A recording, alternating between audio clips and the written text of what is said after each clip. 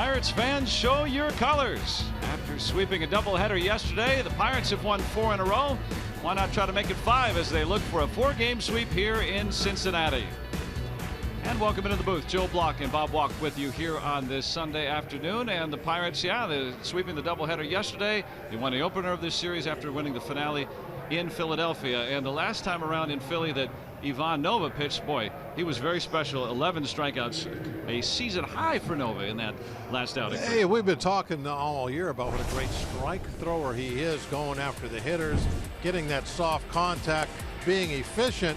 I think he might have got tired of hearing that because he decided, well, I'm going to go out there and I'm going to show him that I can strike people out also. And it was just incredible. And he was still able to stay pretty efficient with his pitch count, even though he was loading up on all those strikeouts. It's just been incredible what he has done in this Pittsburgh Pirate uniform. And since joining the Pirates, as we look at our Barrel Automotive League leaders, he's among a lot of the leaders in the National League. Yeah, it's a great thing. You know, I think when we picked him up, talked a lot about he's on a salary drive, going to be a free agent. Hopefully he'll really kick it up and give us a boost. Well, we're still kind of scrapping away to try and get in anything. It looks a little bleak, but it wasn't because he didn't give us a boost. This is 2 years in a row where the Pirates have picked up a pitcher at the trading deadline, and it's been just a tremendous result. And Nova will get the start for the Pirates today. His mound opponent will be Dan Straley, who the Pirates have seen 5 other times already this year. Yeah, he's got a good ERA in September. He's pitched well against us in a starting role. He could be tough this afternoon. So Dan Straley, after coming off that strong outing against the Brewers, 2 runs in 8 innings, will go for the Reds. Pirates sending Ivan Nova to the mound as the Pirates look to make it 5 straight victories. They've done well here on the road. 14 of 20 they've won away from PNC Park. They look to continue that here this afternoon. The Pirates and the Reds coming up next right here on Root Sports.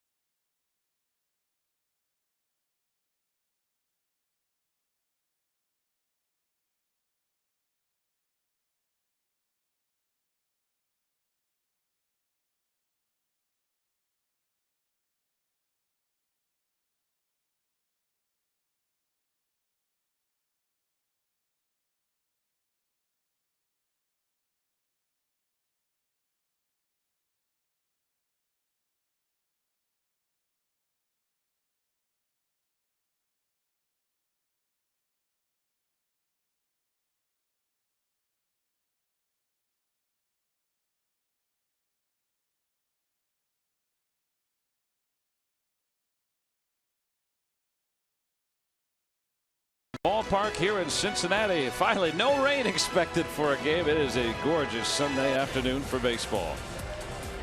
And Sean Rodriguez, who has been so hot on this road trip, he's hit safely in every game, and he's taken the ball out of the ballpark with ease. Yeah, he's really been hitting the ball the other way very hard. And one of the most important home runs, or impressive home runs, the one he hit last night on that pitch right there, down out of the strike zone, drives that the other way. And then, of course, he got a hand curveball. He hits this one in the upper deck up by the Three Amigas. I'll tell you what, that was a shot, and he is hot, and hopefully got another long ball in him this afternoon. Yeah, Sean Rodriguez homering in both ends of a doubleheader. He's hit safely in all 7 games of this road trip. The Pirates have been very good offensively here since they started in Philadelphia, and slugging .467, averaging better than 7 runs a game. And let's go back to the studios and Dan Potash with a game break.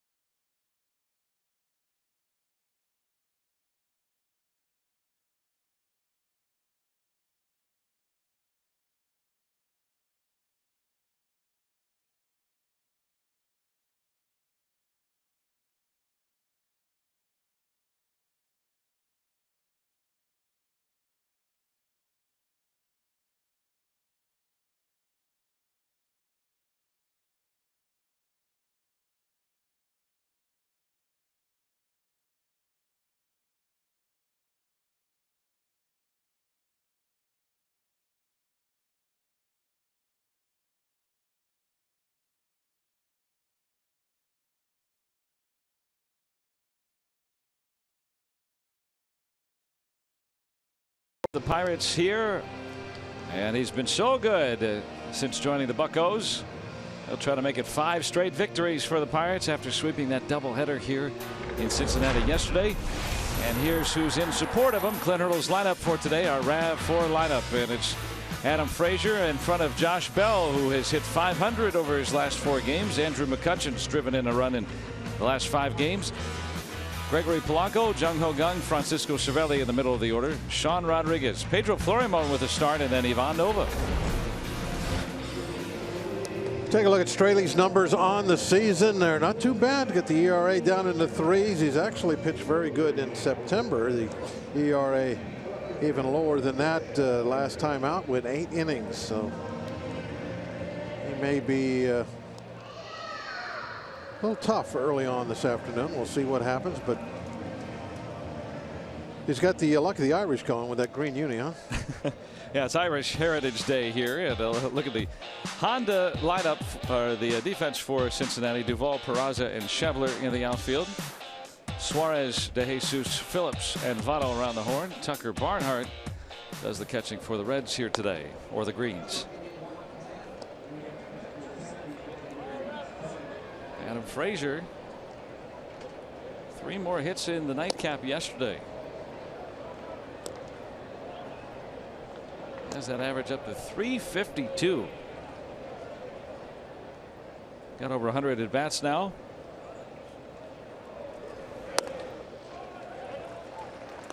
Five-game hitting streak for Frazier. Pirates with their longest winning streak since they swept 4 games in Milwaukee about 3.5 weeks ago.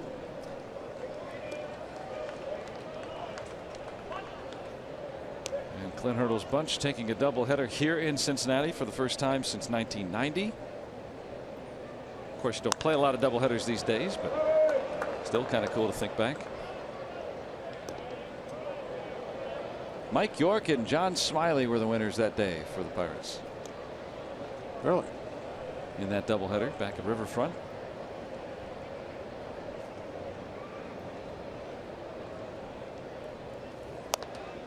And a walk to Frazier. And the theme continues for Cincinnati.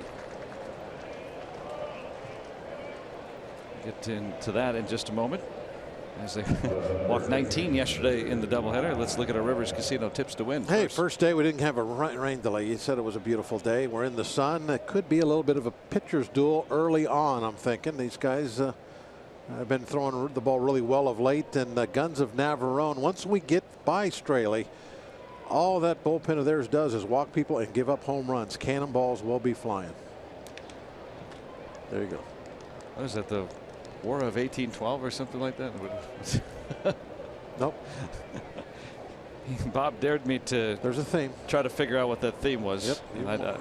Good luck with that. I won't get it. Reds might get 2 here, and they do. 4 is the 6-3. It's a rare time that Josh Bell has not hit the ball hard lately with his 6-game hitting streak.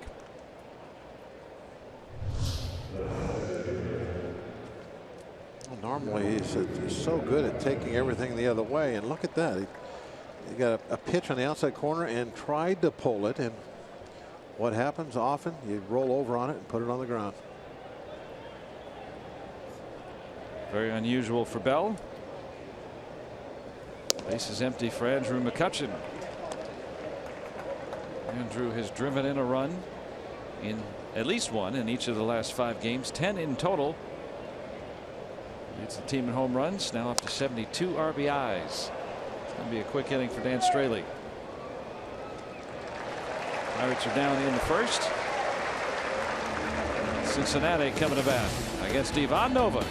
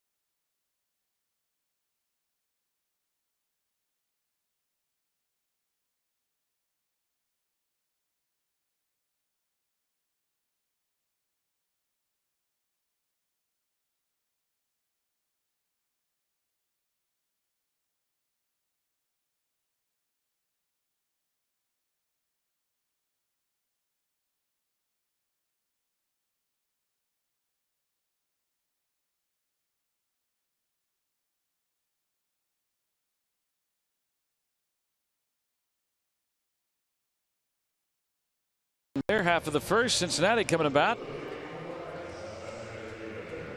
And a look at their lineup. Brian Price fills it out for us. And Jose Peraza, who's been a hot hitter in center field, leading things off with Suarez batting second in front of Joey Votto. Adam Duvall, Brandon Phillips, Scott Schebler with 4 hits in the series, including a home run. Ivan De Jesus Jr. with Tucker Barnhart doing the catching in front of Dan Straley. Ivan Nova's numbers brought to you by Hyundai. He has, as we were talking about him in the open, just been a great addition to this team. Really has been as solid as you can have, going out there for you every 5 days and just throwing tons of strikes. Never seems to hurt himself with any wildness at all. Now 3 walks for Nova, and he has really given a lot of credit to his battery mates who he had with the Yankees. Both Chris Stewart and Francisco Cervelli is saying the other day, you know, he gives him a lot of confidence when he, you know, bounces a curveball that he's going to block it.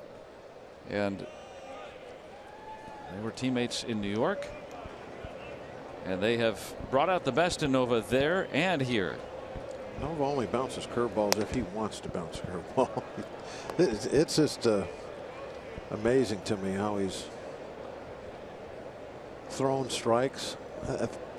He had pitched 3 or 4 games for us before he walked anybody. It's just incredible.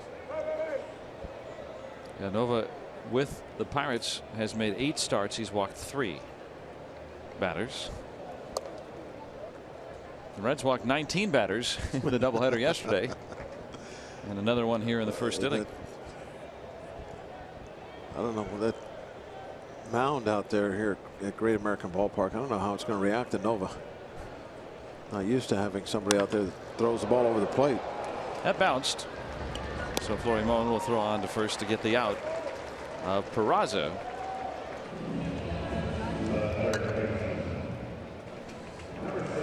Playing up the middle. It's a lot about positioning, as always.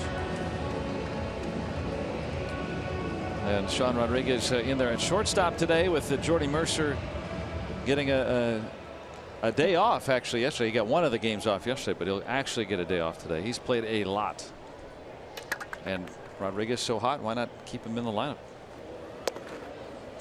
Yeah, of all the guys out there, you know, throughout the 6-month season, Mercer, I think you're surprised maybe more than anybody else when you see him not in the lineup. Now, prior to today, he had only missed 7 games all year. He is so solid of a player defensively, and especially when there's a lefty on the mound, he adds a lot to the offense. Double figures and home runs. And Sean Rodriguez might get double figures and home runs on this road trip. 4 homers already. And that'll beat the shift. 4-1 moved that time. Ah, luck of the Irish. That was right where he was standing the first time. I see the look on Nova's face too. It's like, whoa, wait a minute. I thought somebody was there. Like he's looking at the big scoreboard, watching the replay. I didn't know you were over there. Yeah. Okay. Nobody there.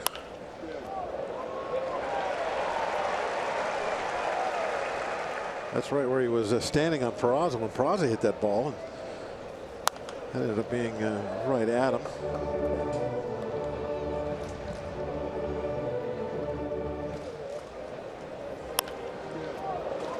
No, I'm going to let that get through. Yeah, you might have had a chance to make a play on it.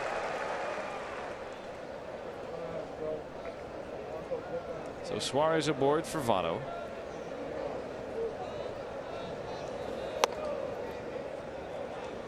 Now ball and a strike. Votto was hitless in the doubleheader yesterday, 0 for 8.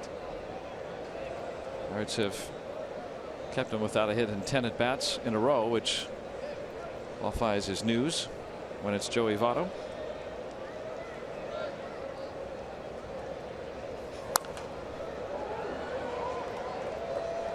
He got so mad toward the tail end of game 2 yesterday. He slammed his helmet down, threw his bat down.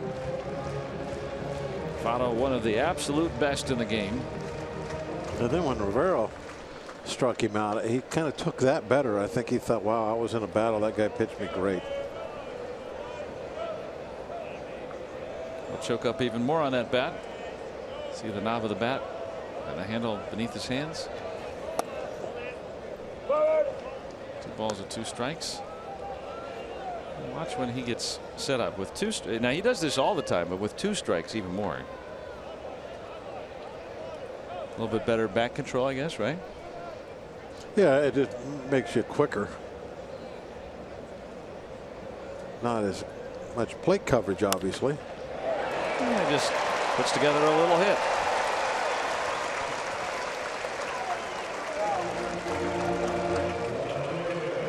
That's why it's hard to keep him without a hit for 10 straight at bats. It's like a wand with him. You know, just I want to will a hit this way. I will put something this way. You know. So 2 on for Cincinnati, and Adam Duvall, who hit a 3-run home run in Game 1 yesterday.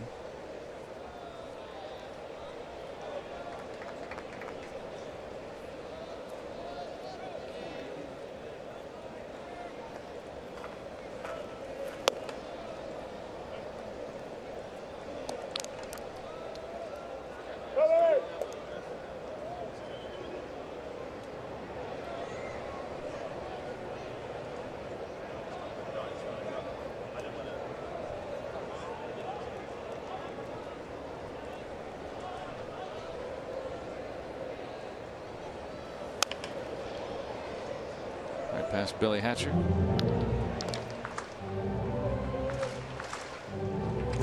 Different ball boy down there today. Young man down there yesterday did a great job. You know, he's got the red shirt on today. They didn't make him a green shirt. Maybe, well, maybe he's not of Irish heritage, I guess. No, he's not. He's a red leg. Duvall strikes out for the 150th time this year. Down on strikes. And a second out here in the first. Yeah, it is Irish Heritage Day. We've had some sort of ethnic heritage day all throughout this weekend here. Yesterday was German Heritage Day, coinciding with Oktoberfest. Played with the Los Rojos in Game 1. Now Latin American Heritage. So this one, they bring up the spring training uniforms, I guess, right? Very popular now that teams will wear those on March 17th.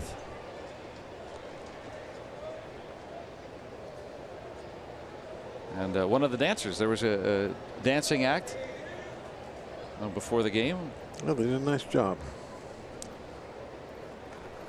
down in front of the dugouts.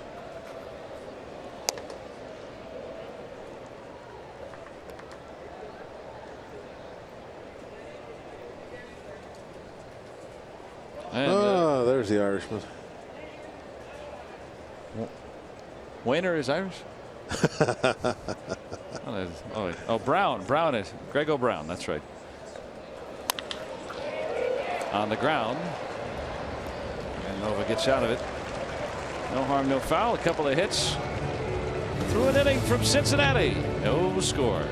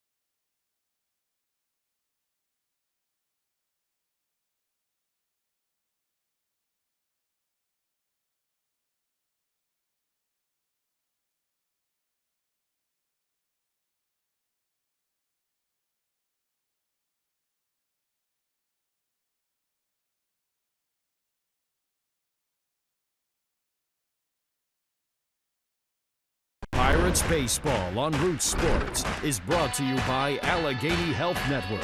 Health for all. By Bordas and Bordas, official legal partners of the Pittsburgh Pirates. Visit BordasLaw.com. And by Day Automotive. We're going to make your day.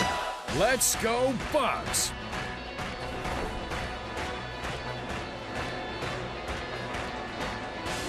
Joe Nuxhall, the old left-hander here in Cincinnati, immortalized outside Great American Ballpark.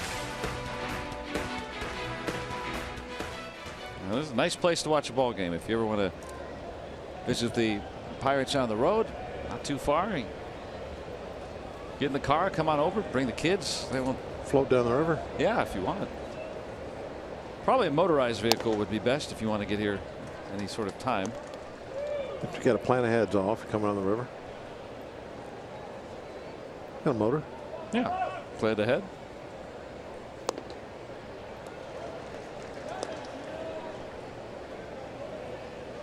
Gregory Polanco is going to try to hand him a souvenir. 22 long balls for Mr. Polanco. A very inviting ballpark for left-handed hitters. There's that right field grandstand that not that far away. 370 to the gap. Down the line 325, and a lot of lefty hitters with any power will try to pepper it out there. Suarez gets the first out here in the Pirates' second inning. Fan Jam is back at PNC Park featuring country star Hunter Hayes, and that's coming up on Saturday as the Pirates host the Nationals at 7:05. Stay after the game for a live concert featuring Hunter Hayes. It's presented by Highmark. Go to pirates.com, get your tickets, see Hunter Hayes and see the Pirates in their final homestand of the regular year. Coming up, Pirates return home on Friday for a week, and then that's it. Jung Ho Gung having a great month. Having a Babe Ruth month. Since when the calendar turned, he was still on the disabled list, but a few days into the month, 364. And in a relatively short period of time, 5 homers and 14 RBIs in the month.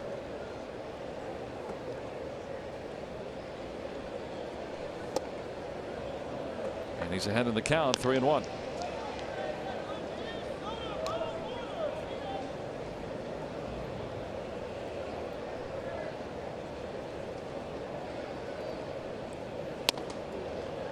Well, this weekend you've seen more walks than your family reunion. That's for sure. Walk, walk, walk, walk, walk. If you're a Cincinnati Red pitcher. All year, and it's been just this weekend. They've walked 27 batters here in this 4-game series. Be a high priority for the Reds this offseason is to figure out how they can get their pitchers or get new pitchers in here that can throw the ball over the plate. At least sometimes. Well, they erased the walk in the first inning on a double play ball. This time Francisco Cervelli getting on base at a 376 clip. That is best among all regular catchers in baseball. Got a base hit. Gong held up to make sure it would get through. He wasn't heading to third anyway.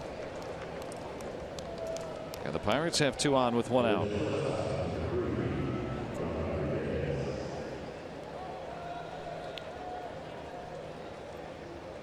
Well, this is the 6th time that the Pirates have seen Straley this year, so plenty of experience. And now the red hot Sean Rodriguez. Up to 16 home runs. He's done it in about half a season's worth of at-bats. Yep.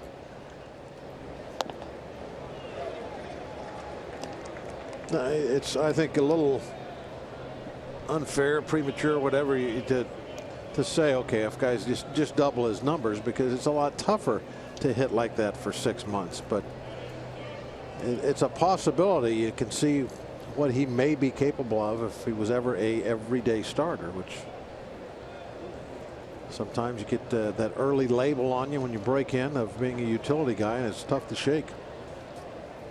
Yeah, it's almost tougher if you can play so many different positions.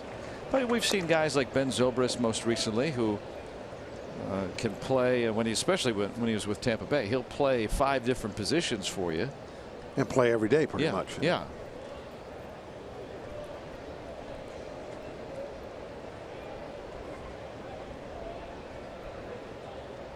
But Rodriguez also outside 2-1. I asked Clint Hurdle about this the other day about, how much of it do you think is you putting him in good situations in the lineup? Okay, this is a good day for him to be in there. It's against good matchup. Yeah, a pitcher he's had success with, or a type of pitcher he generally has success with. He said some of that, but Sean is also having a good year. It's been very streaky. And that's why what you just brought up is the reason why it's really tough to say, okay, well, if this guy, look what he has done in half a season at bats. If he had 600 at bats, he would do this. Well, no, because those other 300 at bats would come in different situations than he's been hitting in now. It's not just hitters. You can say the same thing too about pitchers, guys in the bullpen. Blast that one out to center. Peraza able to take care of it. Right, especially relief pitchers. Put those guys in matchup situations. I think Matt Joyce is another good example of that too, where he's very seldom seen left-handed pitching, which has been an Achilles heel for him through the years. But you put in Joyce in pitch hitting situations against righties as well in his starts, and Joyce has had very good numbers. So a little bit of both, but both of those guys and others have had good seasons. They have been better than just a supporting cast. Been significant contributors.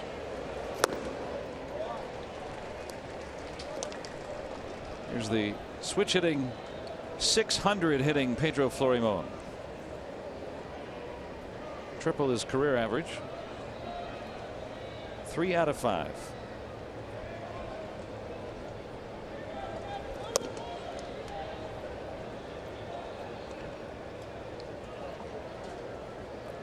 Getting a late season start. Going to turn 30 in the offseason. 2 men on here and see if the Pirates can score first, as they have done early and often in this series.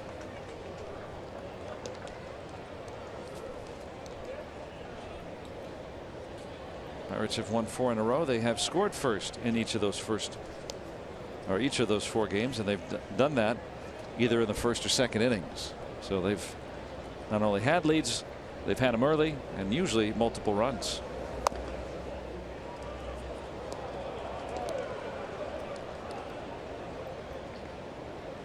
Pitcher is next.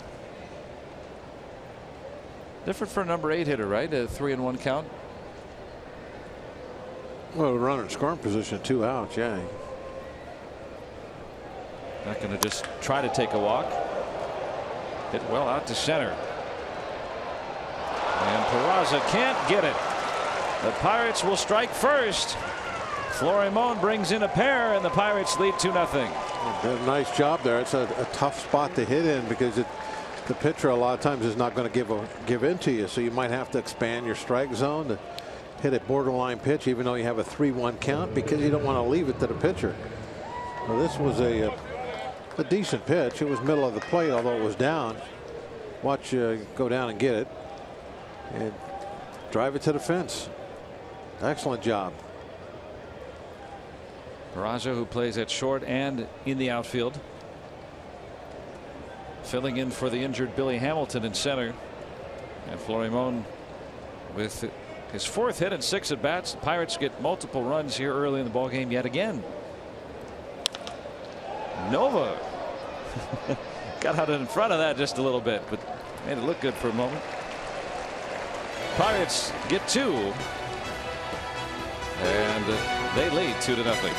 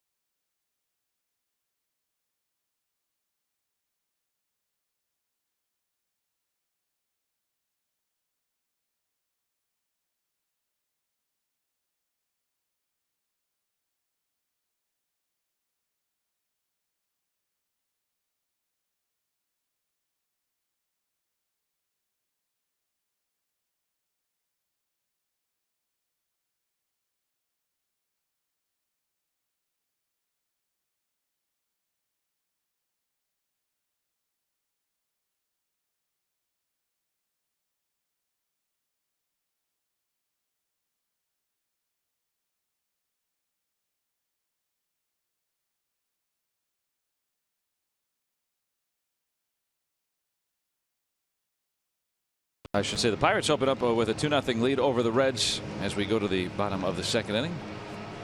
And a look at our Allegheny Health Network injury update for today. And we haven't seen Zach Cozart in this series. He's been dealing with a sore right knee. Had surgery on that knee before the season. It's been bothering him on and off this season. So the Reds taking a cautious approach with their shortstop. And Rosie Red, one of the. She also has no green on, but she has a leprechaun shirt, so I guess that's all right. One of the many mascots the Reds have here. Oh, look at that. And a certificate to something. That was one of the Irish Heritage Day dancers yes. earlier before the game. Oh, look at that. A hat. All kinds of goodies. Oh, so nice. And a certificate. First game certificate. That's what that is. Scott Schebler. Hey, here's a bobblehead for you. What else we got? Oh, she's and a T-shirt. This is like watching Blast in the 7th inning on a Sunday. Just keeps pulling stuff out of the bag. Is that a piggy bank? What is that? That's cool. Or a baseball bank. Oh, it's Christmas in September. The Reds are wearing red and green.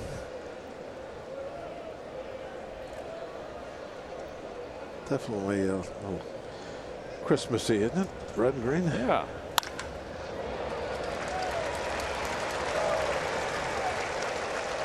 All we need is the smell of pie. If there was like a tube that was running right over Nova's left shoulder, they'd have 3 balls hit right through that tube now. Same spot. He's got to put his glove up. Now he did on that Suarez ball back in the first inning, but withdrew it thinking that there'd be someone behind him to field it. There wasn't. Like a pipeline hitting right just to the right of second base. Like skee ball almost. Yeah. If you get it through there. And 100 points. Here's Ivan De Jesus Jr.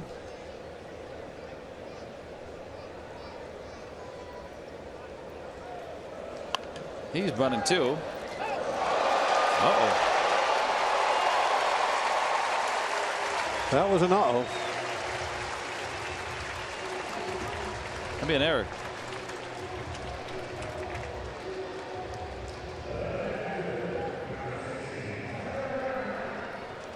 Fourth error for Bell.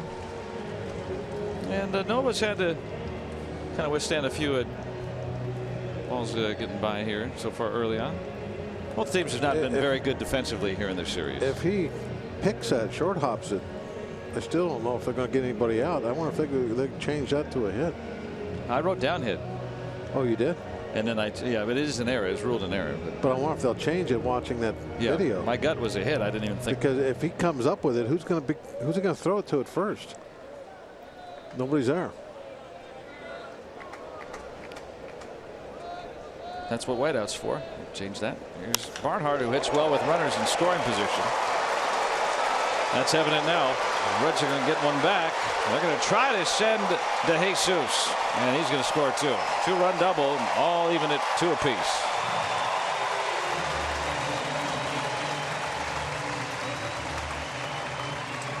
Number 8 guys are doing some damage. And Florimon drove in a pair, and here Barnhart, who hits .367 with runners in scoring position, quickly evens the score. Bad location. Yep, that's a room service fastball right down the middle. But that's, Nova's style, and going to burn you sometimes. Move the runner up. Straley, who is 0 for 48 in his career, is anytime you can have him bunt, you're going to have him bunt. With nobody out, that's the right play.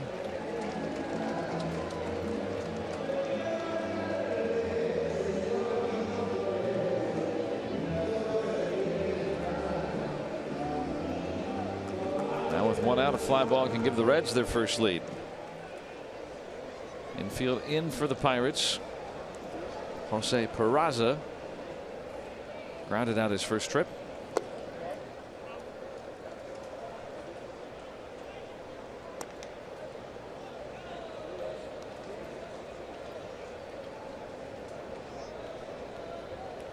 Really been swinging the bat well since his last call up about 4 weeks ago, hitting .394 since that last and final call up. 95 from Nova.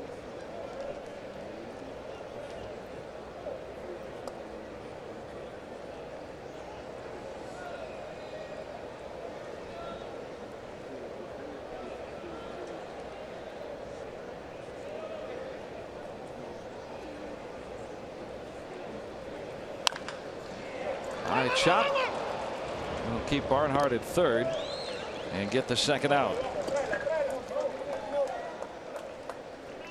It's what you always like to see, somebody try and pull the ball when they're trying to hit a fly. Now, it's not impossible to hit a fly ball to left field, but it's way easier to hit a fly ball to right field. That's when you're out there on the mound, you're trying to throw them pitches that will encourage them to try and pull the ball. Hit it on the ground. Well, those are some tall red legs. It's behind him.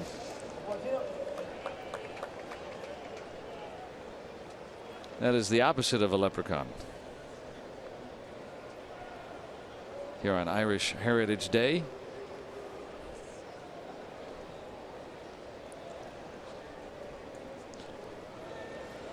He'd be a great right fielder at PNC Park. Yeah. Don't want to leave your feet, though. Hey, it'd steal some home runs. You can reach up over the fence. Hey, how's it going today?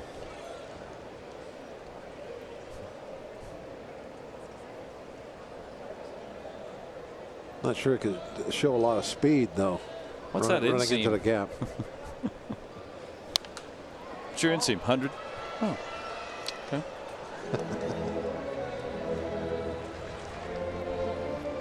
Really hard to find pans. That's a high five right there. Must be a bowler, I guess. He's got some. Went over to Lucky Lanes or whatever. Be really tough to get down there. Oh, he's a juggler. Okay.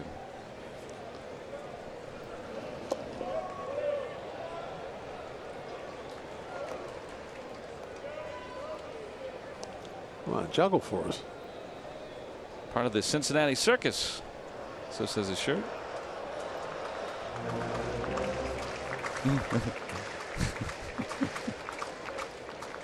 I was wondering if he's just a passerby or fan. Yeah.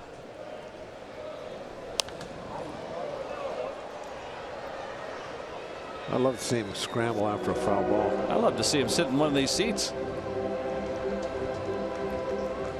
Standing room only for that gent. That's to be sure. Hey, how's it going? I've never seen anybody that tall.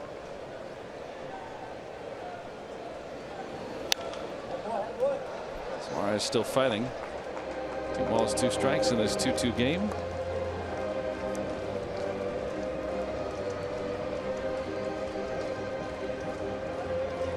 Barnhart with that double. Talking with third base coach Billy Hatcher.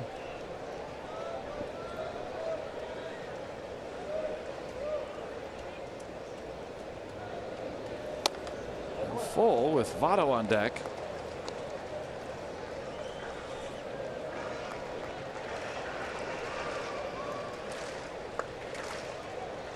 Nova very rarely even gets the 3 balls. Yeah, you don't want him coming up, especially with 2 men on.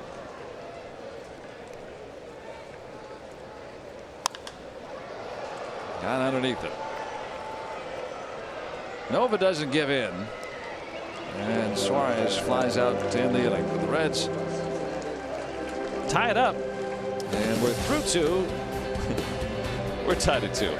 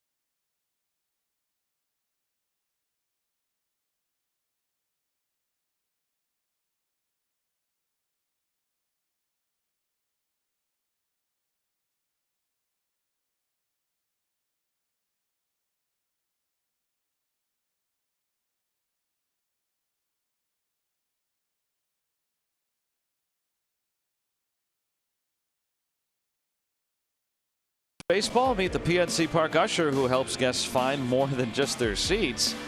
Plus, Andrew McCutcheon is slugging his way past some of the Pirates' biggest home run hitters. That and more on Inside Pirates Baseball, presented by Allegheny Health Network. Today after postgame, right here on Root Sports.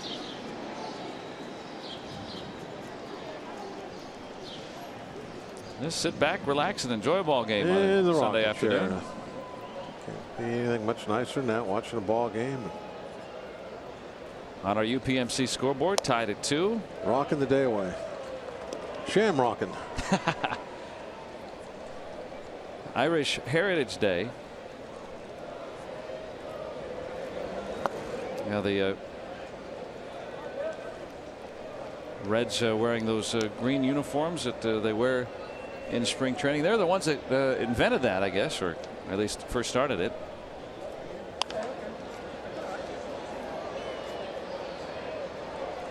Back in 1978, their general manager at the time, Dick Wagner, thought he had a kind of a keen idea. The Reds were playing the Yankees in a spring training game in Florida, and the Yankees had just won the World Series. The Reds had won the previous 2, so wanted to kind of pull a trick on them a little bit, and had those green uniforms made up. and didn't tell anybody about it, including the players. And so the players come to their lockers that morning and they find out that they've got these green uniforms. Remember, this has never really been done before, anything of the sort. And so they all kept it quiet. They come out on the field. There's no social media or anything like that. And there they are in green uniforms, and everyone was aghast. What's happening? And so kind of been a tradition for the Reds in the late 70s, early 80s. The Dodgers started to do it a little bit in the 80s. Then by the late 80s, early 90s, it started to catch on. And now I don't know too many teams that don't do it. Great clubhouse man of the Reds who just passed away this past year, Bernie Stowe, was a big part of that too.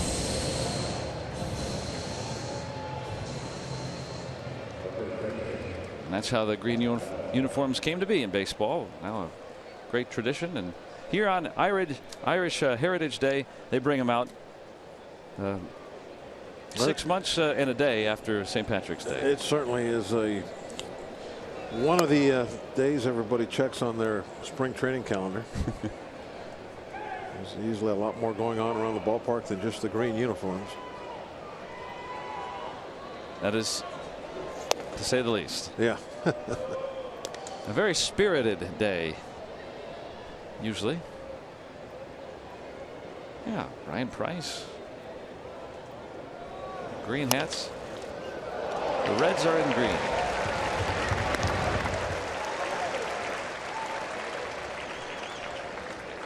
Green beer after the game. Hopefully it's just died. First time I had a green beer, I was like, whoa, what is this going to taste like? And then it was like, it's just a beer. They just painted it, so. Yeah. Two men retired. Andrew McCutchen batting with the bases empty. Second, third, fourth one, they all taste the same. I kept trying until I could get a difference. They're the same. You're like, oh, the taste test here. Yeah. 5 out of 5 Bob Walks prefer. Trying to figure it out, but yeah, so.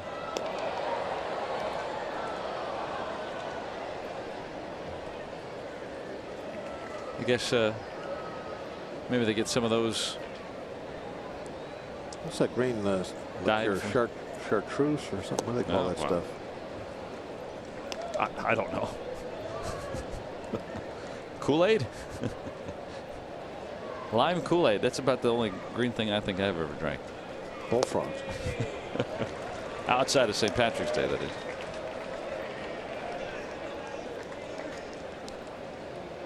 Deuce is wild.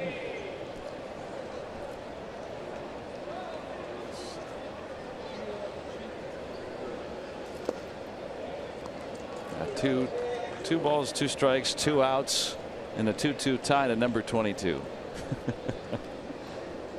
Yeah, you can play the 50-50 jackpot here. It's going up as we speak. Had a nice day yesterday. They put both games together. Got up there pretty high. McCutchen with a 2-out walk. Can't have an inning without the red pitcher walking somebody. I'm sure there was one. There was one yesterday, Bob, in the 8th inning of Game 2. Look at all of that good beer. That's all Oktoberfest stuff now. Oh, it's the city has been one giant beer party. Yeah, there's a lot of elephant ears and giant pretzels, and green cotton candies, all sorts of things being served at Oktoberfest. Walk through it on the way in. Different flavors of mustard. Everything you want.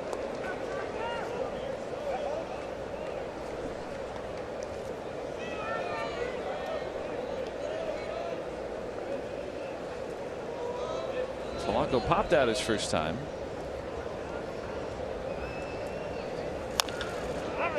And he's down 2 strikes to Straley.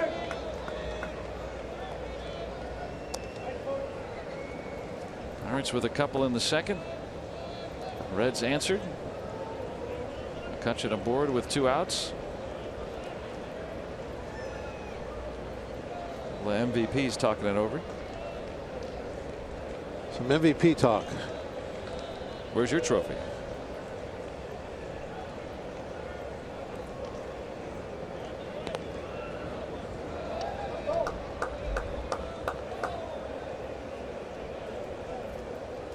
Yeah, the MVP's. Oh, they get a plaque, right? Don't they get a plaque? I wouldn't know. The big nice. Cy Young Awards plaque. I saw Greg at some time. Kept it in a drawer of all places. Pirates and Reds tied at 2.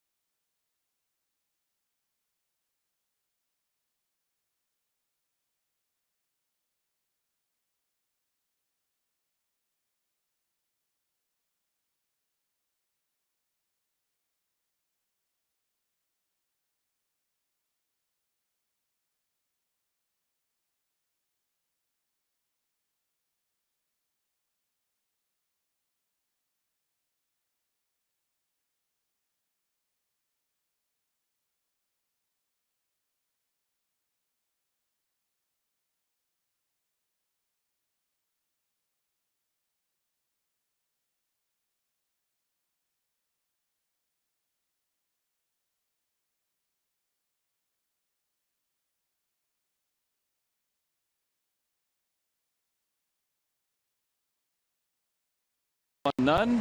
Pirates have won them all, trying to make it a habit. 2-2 tie here in the bottom of the 3rd.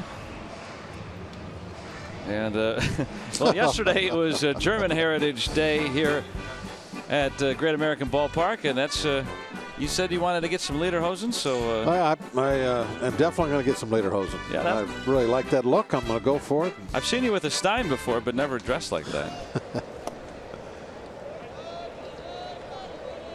That's a nice look. Sometime around the next Votto hits this one deep out to right center, and it's off the wall. He thought that was out of here. He had to turn on the Jets. He jogged into first and then had to run to get to second.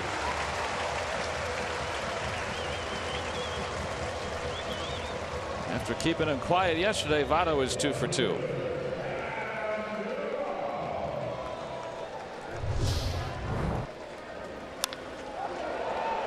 Yep, he thought he had a home run. Well, it's a day game at Cincinnati, and you mentioned how the ball flies to get out to right field. So he's very surprised this one didn't go. Votto's hit 24 home runs, but the yard holds it. Duvall has hit 31, including once in this series.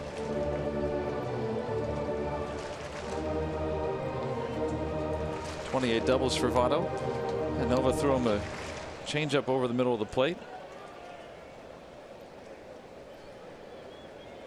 It's not like Nova doesn't throw the ball over the middle of the plate often. He does. Yeah. We haven't seen a lot of hard contact off him in many of these starts. He's got enough movement, say, on his fastball that most of the time that'll take a little sting out of the bat, even if he does catch a good part of the plate.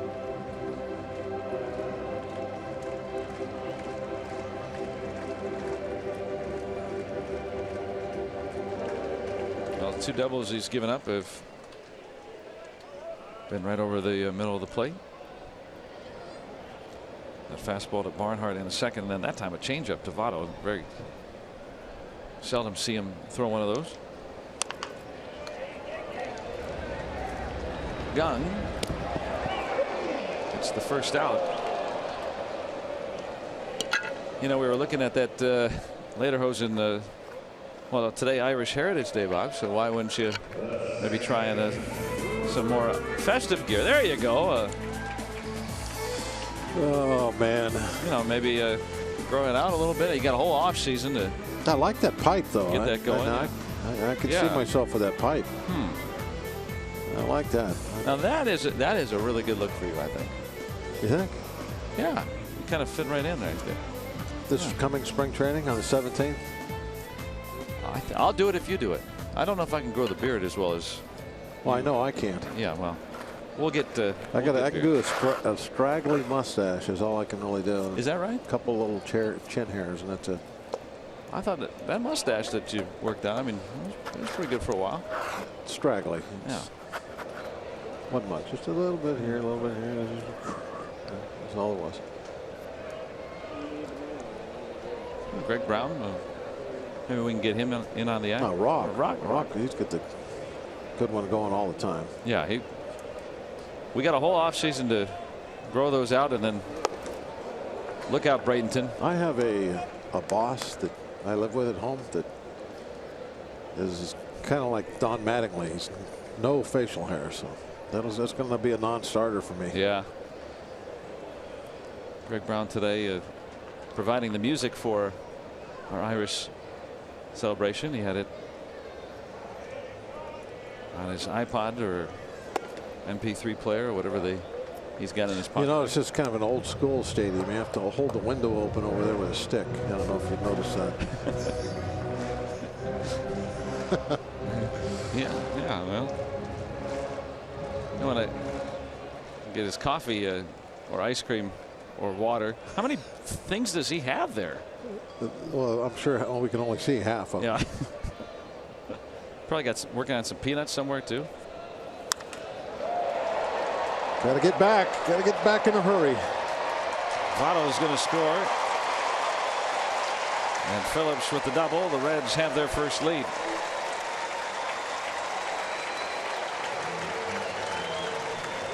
Three doubles hit off Nova today. Phillips is doing this kind of stuff for the Reds for a long, long time. Coming up with big hits. Drives this one on that opposite field gap. You know, really, you think about it, right-handers, left-handers, that direction toward like the PNC power stacks out there, whether it's a line drive through the infield or a long drive like this one, that's where the balls have been hit hardest against Nova, right in that direction.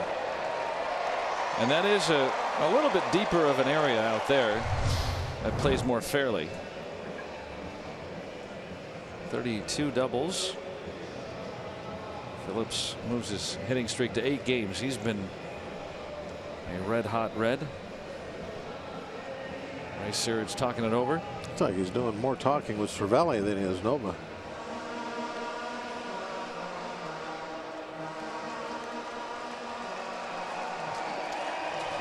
Well, we'd always see Nova throw the ball over the middle of the plate, but we're seeing it hit very solidly today when he has.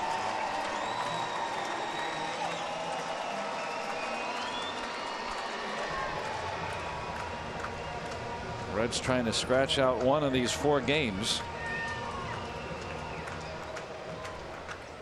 Scott Schebler, who has homered in this series, singled his first time around. Already 6 hits for Cincinnati.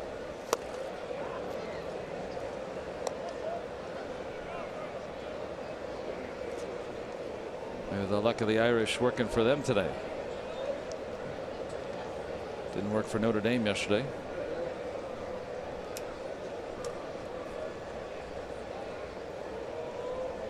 Although they almost came back.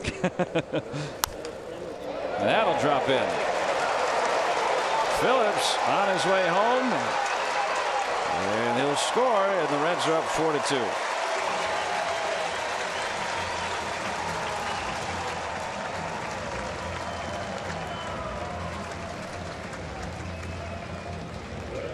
Not the game that I saw happening. 6 runs on the board now between these two teams against the starting pitching. That one was supposed to be maybe a little bit more in, and it came back a part of the plate. They hit it a little bit harder. Frazier might have had a play. Just had too far to come to get to that ball. Some more luck of the Irish. We need to put some green on here quickly. Turn the tide. I always got some green and white somewhere, so find something. Was that who beat the Irish yesterday? Oh, yeah. Green and white. Oh, That's yeah. why you brought that up. Oh, yeah. Okay. Just had to mention. Went to Michigan State, so had to throw that in there real quick.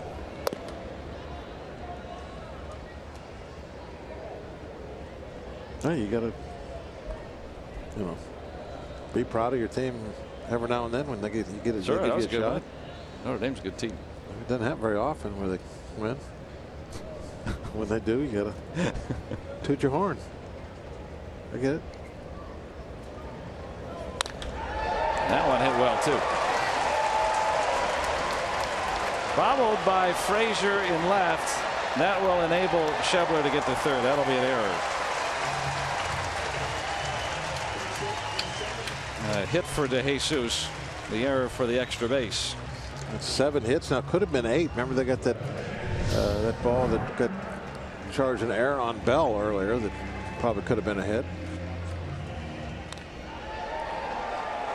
This is other than I think what was his second start, Nova's second start. Yeah. This is the only other time that he's been hit hard in really any of his outings with the Pirates. We're so used to him just playing catch, especially after that last start where Cervelli's got something in his eye. And that's a call to the bullpen. And Potenziano, assistant athletic trainer of the Pirates. Get both eyes. More on the right. Dry eyes.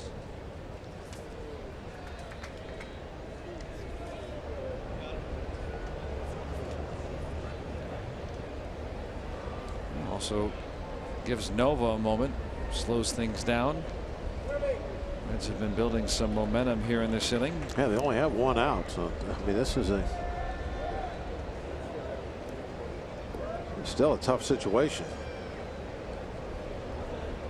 Barnhart, who doubled in the first 2 runs, now stepping in. And he's grounded into 11 double plays. Nova gets a lot of ground balls. Get out of it. Okay, you're down 2, not great, but still very manageable here so very early in the game. This will be deep enough to score a run. Schebler will trot in, and that error costly there. So instead of Schebler going to third, tagging up there, he scores from third. With the pitcher coming up who is hitless in his entire career. If he stays hitless, then that's going to be an unearned run. Now, both teams have not fared very well defensively in the series.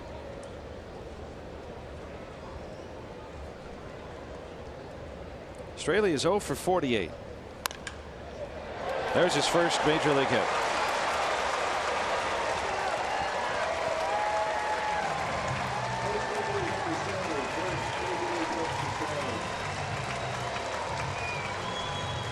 His average goes up to .020.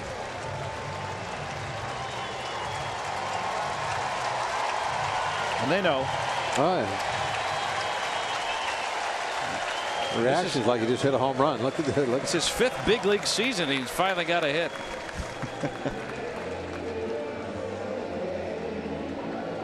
One for 49 now. He gets this hit, and then Polanco tries to throw him out at first. He's not looking. He's happy, and now it's like, uh-oh, I gotta hurry up here. That happened with Jamison Tyone earlier this year. He thought he had his first major league hit, and he got thrown out by the right fielder. Yeah. Polanco's like, I'm going to do everything I can to get him. So the Reds with 5 hits in the inning, 9 total off Nova.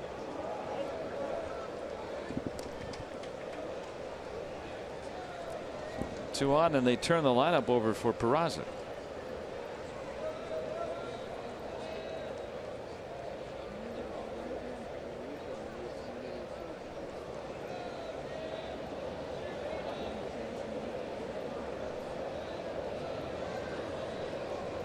Eighth man to come up here in the Cincinnati 3rd inning. And Peraza down on strikes. Reds score 3 times. Through 3. Cincinnati up 5-2.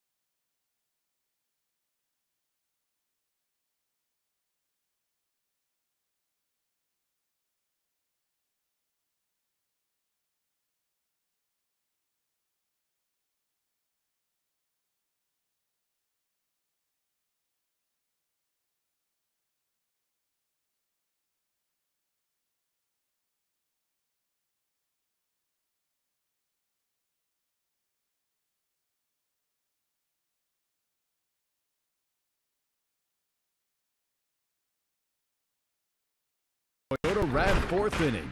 The all-wheel drive RAV hybrid has performance that will make you rethink hybrid. Let's go Bucks!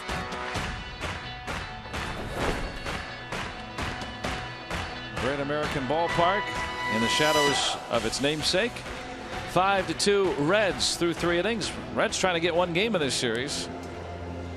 Nova a rare outing where the opponents have made some solid contact on them. Yep. Guess it was bound to happen. Didn't think today would be the day. Dan Straley coming off of his first hit. He probably said the same thing. Didn't think today would be the day. Probably not. It was probably the point to where he didn't think he was going to get a hit. He's 1 for 49 now. And Nova allowing 5 runs. That's the most he's allowed in his brief time with the Pirates. Now they got to get him back. Pirates have been scoring a lot of runs. They have scored 7 or more in each of the last 4 games. And in fact, coming in to this series, well, heck, let's include today. Why not? While we're at it, they've scored 43 runs since Thursday. They scored 44 the rest of the month of September. So this has been a very offensive the last few days for the Pirates. 5 runs. Pshaw. Yeah, I agree with you. The way they've been hitting. There will be some long balls today. Peraza's not going to get this one. Late start. He misread that. He kind of started off kind of a little drifting jog and then saw it was over his head and it was too late. We see sometimes guys try to meet the ball as it arrives, but be waiting for it. Yeah, isn't it usually best to do that, right? Usually, yeah, that's the way it's kind of taught.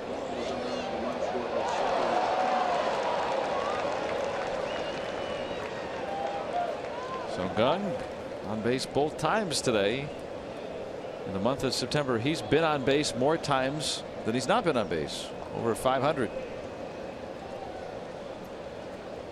And a leadoff double, a chance to cash in a run. Cervelli singled his last time.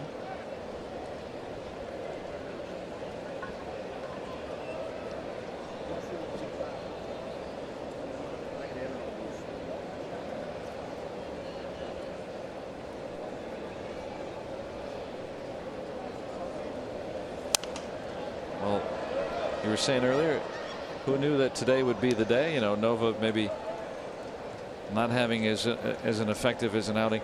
Dan Straley coming up with his first hit. How about Cervelli's first home run of the year? Maybe today will be the day for that. This will be a good road trip for that at some point. Hitter-friendly ballparks. Very much so. Milwaukee next on this sojourn. 11-game trip for the Pirates. Almost up and in on Cervelli.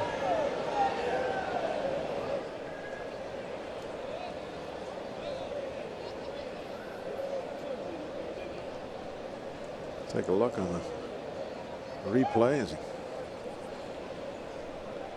That looked like it hurt. Boy, he hit his back hard.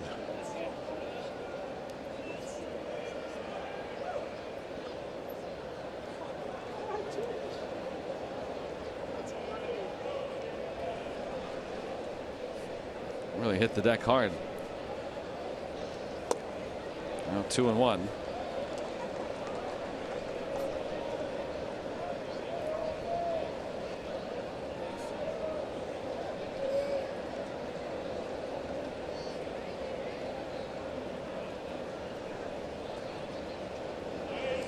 Gung out at second. He just missed. Leadoff double for Gung. He's been a big reason why the Pirates have been scoring a lot of runs.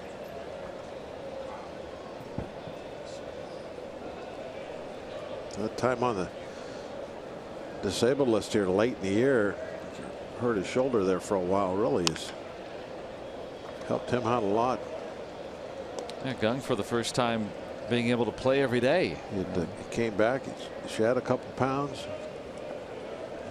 I asked him about that. He says no, but I think we both seen him look a little bit.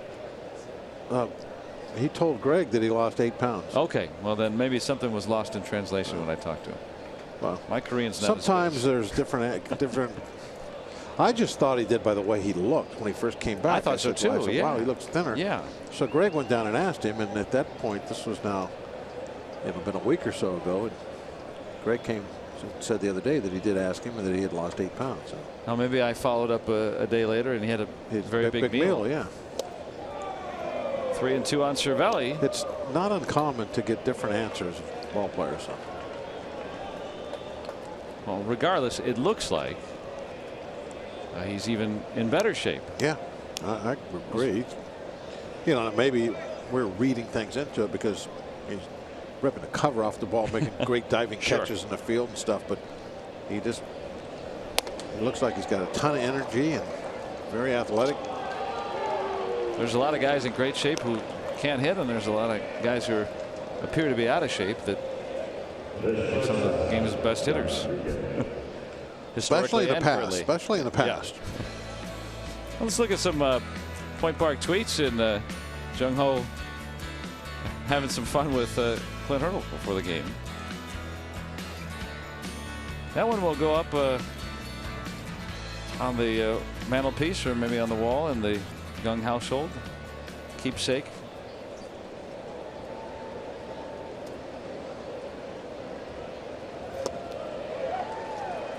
Grip it and rip it. That is the approach for Sean Rodriguez, and for the most part it's worked.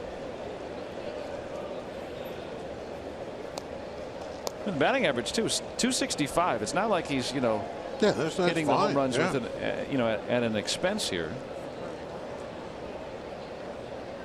See a strike and try to hit it a long way. Just off the end of the bat. You can look at some of those other numbers too, the more modern numbers than batting average. It's on base percentage, a slugging percentage. They're up there nicely. He's doing a great job with that stick.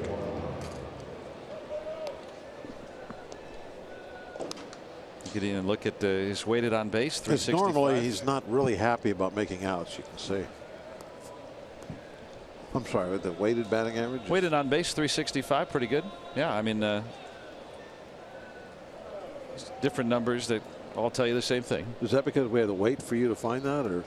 Yes. Yeah, weighted. What is weighted on base average? Or? It incorporates some of the other elements of a player's skill. And I don't know all the numbers, but they characterize things like slugging percentage, you know, the quality of hits, as well as getting on base. It's a more accurate OPS, on base plus slugging, instead of just adding the numbers together, which is in my opinion, a lazy way of doing it. They actually try to kind of combine. Whoa. That's the way I do it. Well, that's the way everybody does it. Oh, I'm lazy then, huh? No, we're all lazy. Yeah. We sit in a chair and talk about baseball. We're not running marathons here. Yeah, I guess you're right. Yeah. Tyler Glass now getting up. Pitched the other day. Is there a weighted ERA?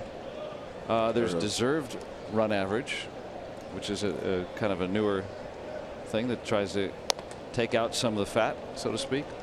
I could go into boring detail with that, but there's a lot of numbers that are not widely looked at outside of the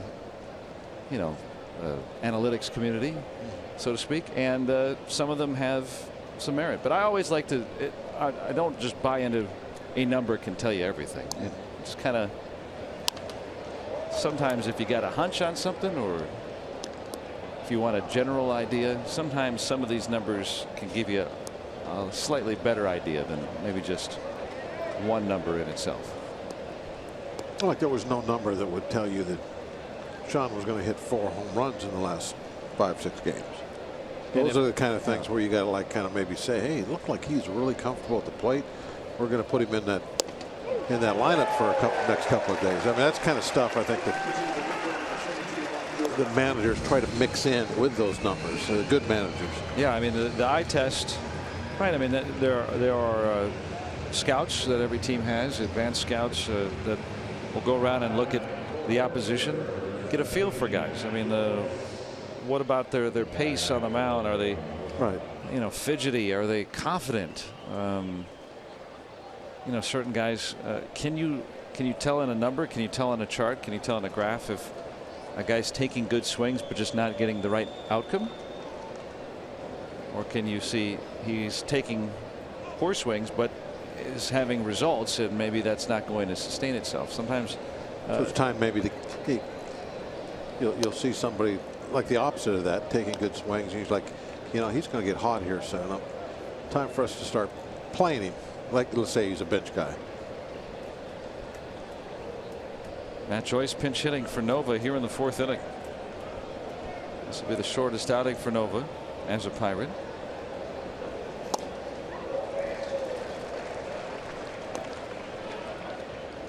Well, Nova, who has done so much to help the Pirates' cause today, just very hittable. 9 hits in those 3 innings.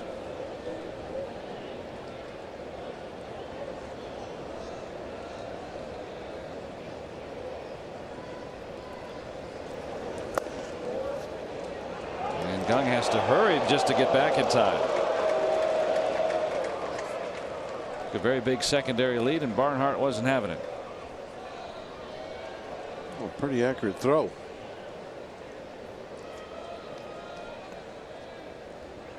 And normally I'm not real big on 2-out pickoff plays, but when you have either the second baseman or the shortstop playing right behind the back, then why not? Because you're not bringing anybody out of position to take that throw. They're already there to begin with. That's where you want them to play, is right up the middle. So as a runner, you got to realize that and say, hey, they're playing up the middle, so it would be nothing for them to throw behind me. They're out there at their normal positions. They're probably not going to want to leave early and open up a hole to hit through just so they can try a pickoff throw. But as you can see right there, he doesn't have to leave his position. He just moves forward and takes the throw.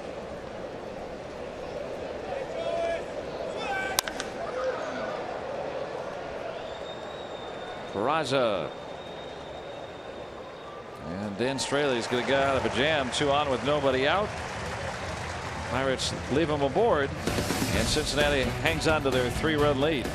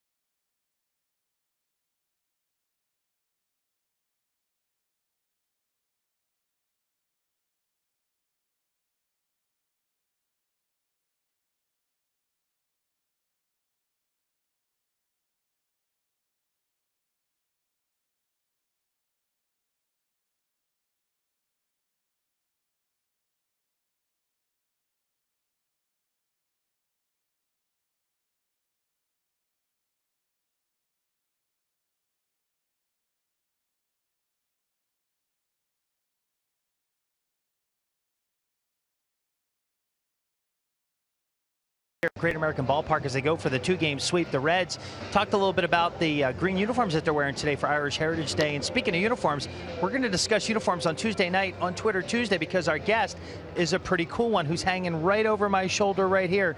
That is the head clubhouse and equipment manager right there talking to Eric Fryer. That's Scott Bonnet. We affectionately refer to him as Bones. And Bones will be taking your questions. So fire away right now if you have a question. Anything you want to know behind the scenes about uniforms, bats, gloves, baseballs, you name it. He's the man to ask. Bucks Tuesday is the hashtag. Please include that with your tweet and your question for Equipment Man, Bones, Scott Bonnet. Joe, last year, his segment was so popular, we actually had to do him twice because we had so many questions. We couldn't get to everything in the first Twitter Tuesday when we joined him. So should be pretty good. Yeah, it's neat. Thanks, Robbie. That, you know, all the different things that happen behind the scenes that just get done because of he and his staff. Tyler Glass now aboard. See Tyler's numbers. It'd be interesting to watch that radar gun numbers today. He was throwing the ball the hardest really we've seen him since he's been called up in his last outing. Which 98, high 90. Yeah, 98, and with, you know, no perceived extra effort. No, it almost looked like he was using less effort, just exploding out of his hand.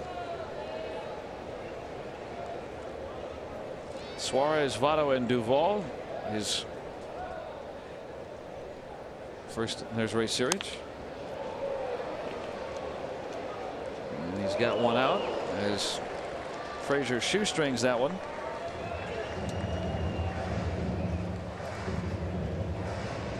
Yeah, Glasgow in that last outing, a crisp affair too. Just pitched the 1 inning as the game moved along on Friday. Whoa, that one almost came out. Didn't see that. Just the replay.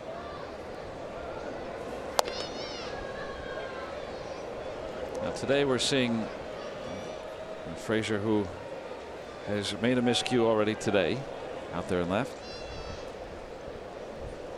Seeing 94 and 95 from Glass now with the fastball. but was working more 96 to 98 earlier in that outing on Friday. And he told me the other day that Glasnow's stride, or I guess where his landing foot is, was, in his opinion, going too far. It was too long, and he's working, or has worked, to shorten where that front foot lands a little bit. And he seemed like, he said, everything kind of came into place for him in that outing. Almost seems like at times he steps all the way to the grass. He really got long legs and is way out there. 6'8". Almost looked like that guy we saw juggling earlier. The stilts.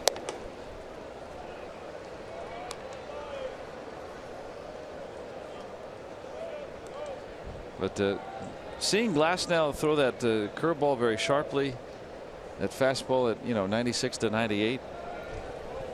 He said that in his last few outings in Indianapolis and his time with the Pirates, he was plagued by that. But prior to that, prior to his first call up, he had that going, and that's why his numbers were so very good in the minor leagues. We didn't see that Glasnow here with the Pirates until Friday. We may not be seeing it here today because it doesn't seem to be it's kind of the like same command. 93, 94, mainly to this point. Somebody that's as tall as he is, I could see where it'd be easy to kind of get out there and start overstriding. Walks Votto. That fastball at 92. Yeah, there's nothing. You look at the velocity and you say, "Oh no, is his arm hurt?" No. Mechanics can sometimes change especially a guy that big. That 92, I think he maybe aimed that one a little bit. I think he backed off trying to throw a strike. Rather than seeing that free and easy commanding 96 to 98. That could be something that's involved in it also. Is there was so much talk about his control, the walk numbers and that sort of thing before he got up here.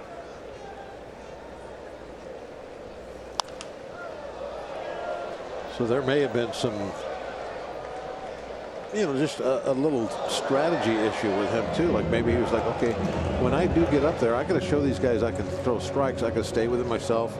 And maybe he was just kind of backing off the accelerator a little bit. Those two things together, I could see that bringing the fastball numbers down a little bit. I've seen that with a tall pitcher. Let's see, where's his stride? Yeah, he's almost to the grass. He's out there a long ways. Does that appear as a racer? Does it appear to? But it depends, right? Because he's long-legged. He's 6'8". Everybody's different, also. I mean, I don't think that there's any like, okay, you're 6'8". Let's get a tape measure out and measure from the rubber. This is where you're supposed to step. No, that's not the way it works. Everybody is different. Some guys pitch better with a long stride. Some guys, shorten up, and it's not always any relationship to are you tall or not. You could be a guy that's 5'10" out there and have, relatively speaking, a very long stride and have a lot of success with that. If I remember correctly, Tom Gordon was a guy like that. He was 5'9". Hard throwing pitcher. Florimon will retire Duvall for the second out.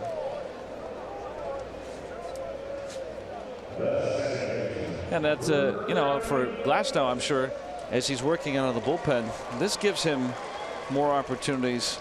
If he's pitching 2 or 3 times a week, he's going to have more opportunities to try to perfect that going into the offseason. The only thing that it costs you, although I did see him have a sideline the other day out in the bullpen, was if you're a starter, you can have that sideline when you're getting out there and you're pitching for a while.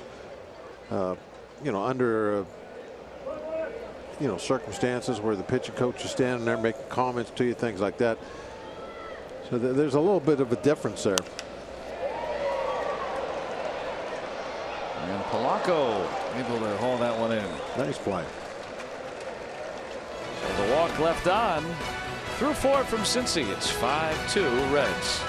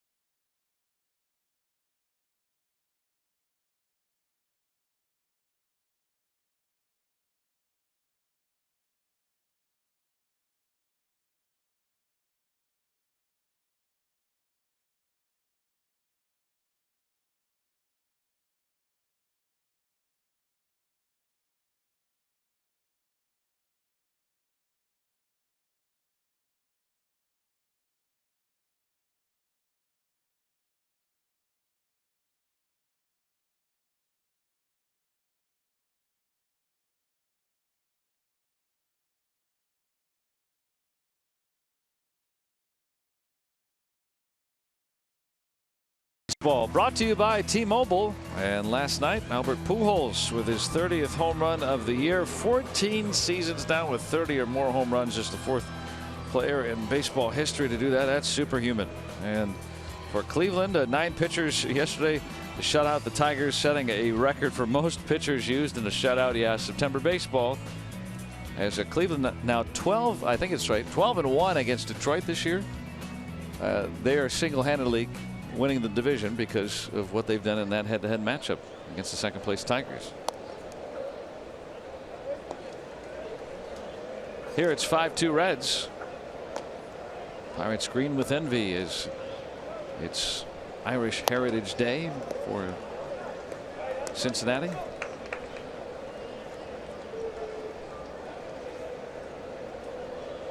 Frazier has walked and been set down on strikes.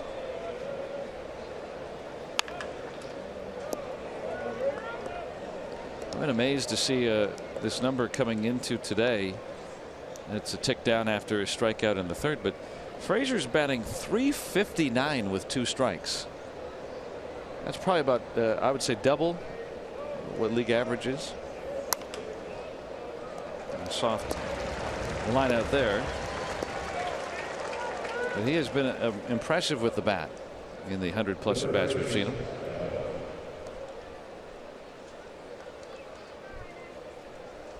Well, I think next year we're going to see a lot more of him. Yeah, maybe. He has proven himself. He's come off the bench. Yeah, I don't know what his role is going to be. I just know that when you hit the way he has up here, that they'll find something for you to do next year, even if it's coming off the bench again. He's a big leaguer. Josh Bell, get the, kind of the same feeling, right, with his bat. Now, Bell, of course, Pirates have very much invested more heavily in him. Yeah, he's been pretty much an everyday starter since he's been up with us the second time. And Frazier, a 6th-round pick, with Bell signing for a big bonus as a 2nd-rounder 5 years ago. So that usually means, okay, we think a lot of him, and the way the Bell's hit, you can see why. Both guys, at least by my estimation, still need some work on defense. And so now what do you do? But when they hit enough, guys will find a role. Gave that one a nice ride. Hey, you can bring your family to PNC Park for the last Kids Day of the season Sunday when the Pirates take on the Nationals at 1:35. Come on out to the #1 Cochran Family Fun Zone on Federal Street before the game and after the game. Kids run the bases, compliments of the original pizza logs, plus all fans 14 and younger receive a special kids-only giveaway. Get your tickets at pirates.com.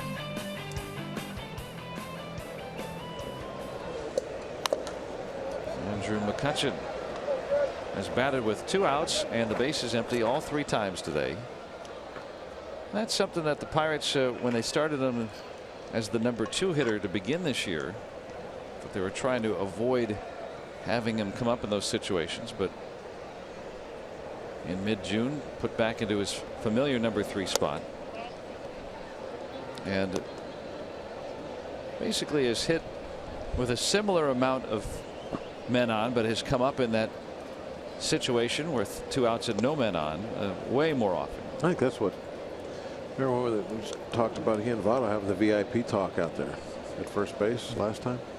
Votto was a #2 hitter for a long period of time here. Probably said they made you hit #2 also, huh? Well, that's part of the newfangled thinking, right? That the Pirates, Clint Hurl has said multiple times that the #2 spot in the batting order, in his opinion, is the most important place. Then the 4 spot, the 1 spot, the 5 spot, and then the 3 spot. That's the 5th most important spot in the batting order, according to Clint Hurdle. So, which is contrary to what we've heard for years and years and years. The 3 and 4 hitters with your leadoff hitter probably are the top spots. But there's new numbers, there's new thoughts, there's analytics, statistics that speak to the Pirates otherwise, and other teams too, like the Reds, when they had more hitters in their lineup. This one carrying well. And Peraza just didn't make a play on it. Didn't catch it.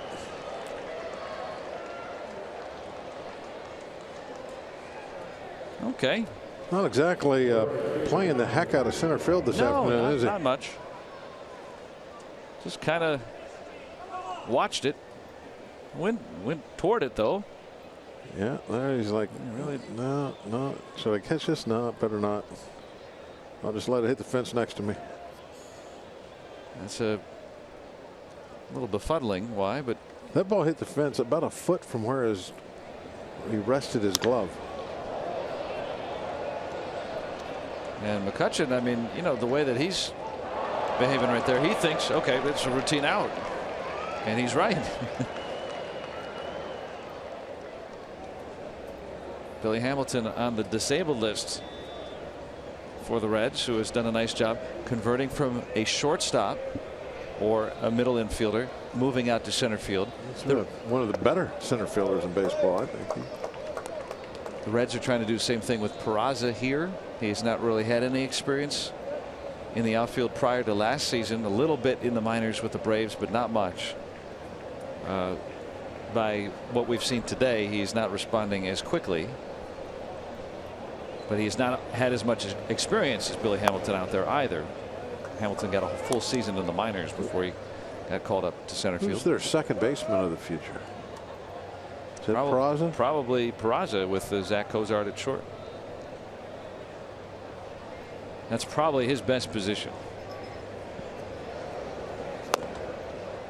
But right now, end of the year, injuries. Okay.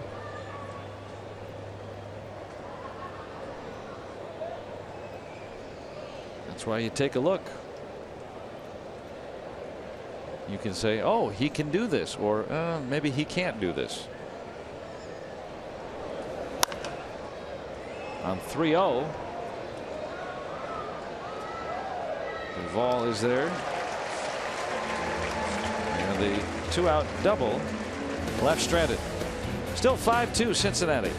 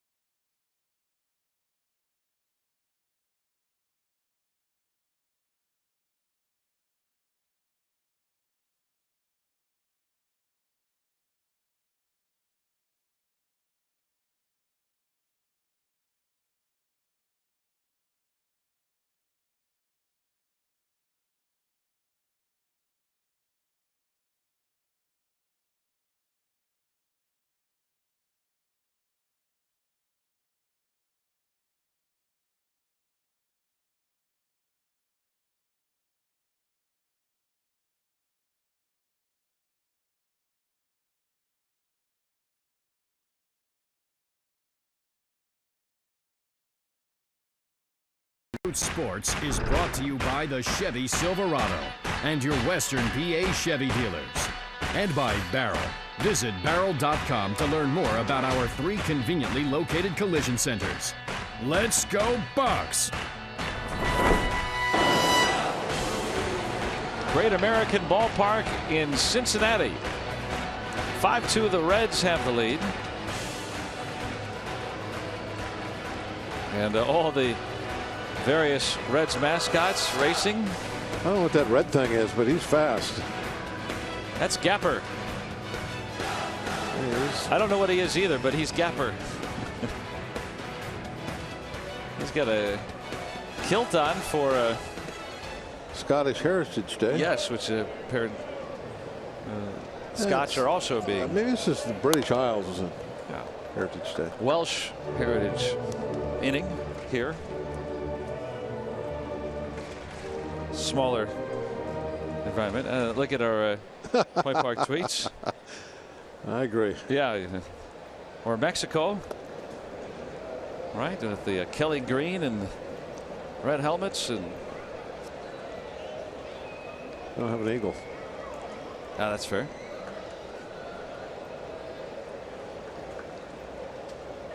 Why not have a little fun with it? It should say "O Reds" or something, right? Or "of the Red." You know, I don't know. I don't know much about Irish heritage. I have to ask Greg Brown what would be appropriate. Maybe something in Gaelic or something. I'm not sure. Those are some of the dancers before the game.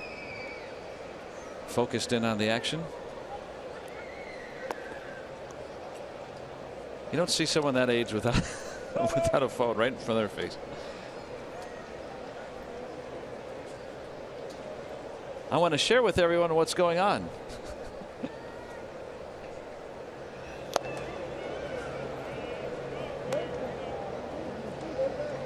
3-2 on Schebler. Last now a scoreless fourth inning in relief of Ivan Nova. Gave up 5 runs, 3 earned in his 3 innings. And he strikes out Schebler.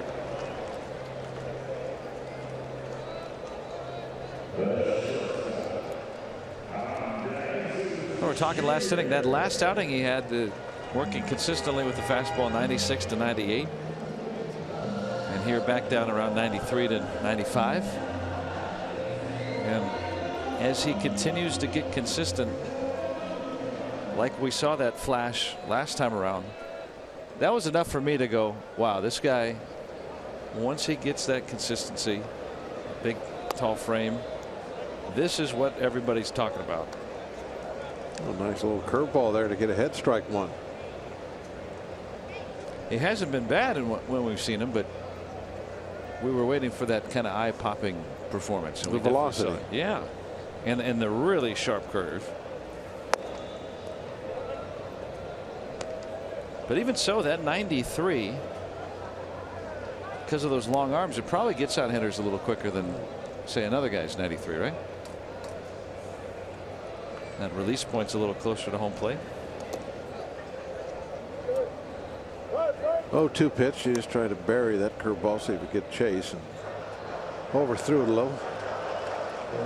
Try to bounce it. Well, yeah, you're trying to bounce it. You're trying to bounce it just right in front of the catcher's glove, and not way out in front of home plate, because you're probably not going to get a swing out there. You want that ball to hit just basically right there in front of the catcher.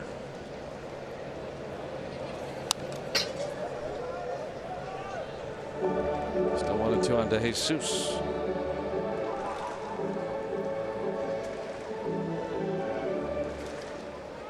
Most tall pitchers that we've seen, I mean, you know, Glass now 6'8", usually takes them a little longer to kind of become consistent, if they do. Oof. Wow, he got a chase out there. I didn't think he'd get a chase out there, but he did. Wow. That must have really broken. I mean, this ball way out in front, and look how far outside it is. Ball bounced in the left-hand hitter's batter's box. Started out looking like maybe it's just off the plate. Maybe he could take it out to right field or something, but boy, it was nowhere close by the end. Barnhart's having a day. He's driven in 3. Double the sac fly. Pretty good command of that fastball today, even though it's not the big velocity numbers. For the most part, hitting some good spots with it. Now that has improved since our first looks at him. Yeah, the walk numbers in the minor leagues: 5 walks per 9 innings. And probably about half that is what you would deem to be acceptable.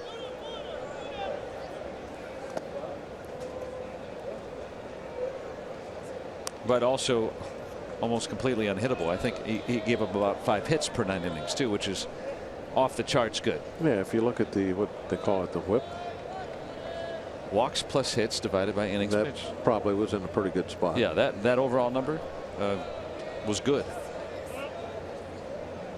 So the amount of base runners basically that he's putting on base is better than average.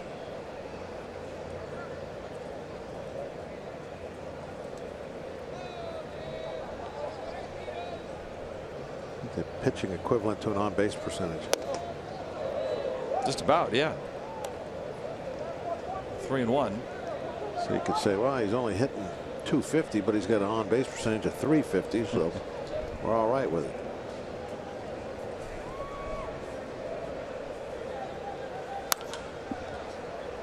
Now full on Barnhart. Now Glasnow working out of the bullpen here. Glenn Hurdle has said that just wanted to see how Glasnow would respond. You know, not having the anticipation of the start and planning and everything, just getting a phone call, getting up and pitching.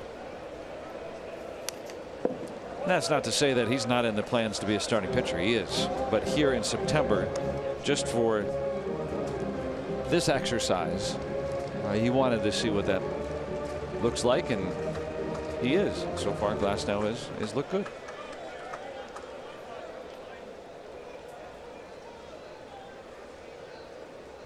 Just turned 23 years old a few weeks ago.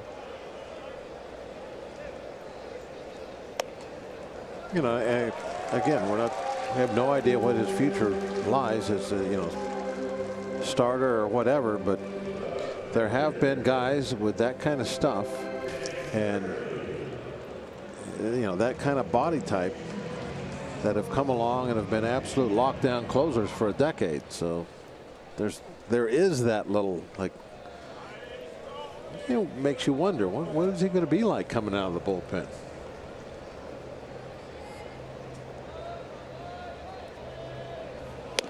It's going to be intriguing. Yeah, he might be 40 save a year guy. Yeah, or he could be a really durable starter. I think the Pirates have a few guys like that. I mean, he's just starting out now, and we'll see where he ends up at. No one caught part of the play.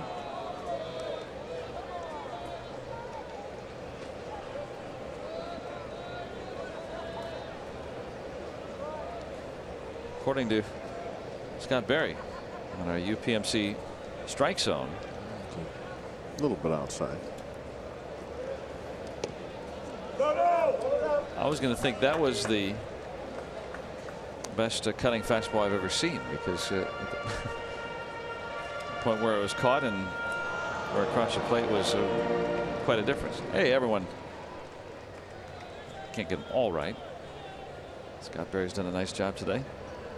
It was a great job by Cervelli on that block and that last curveball.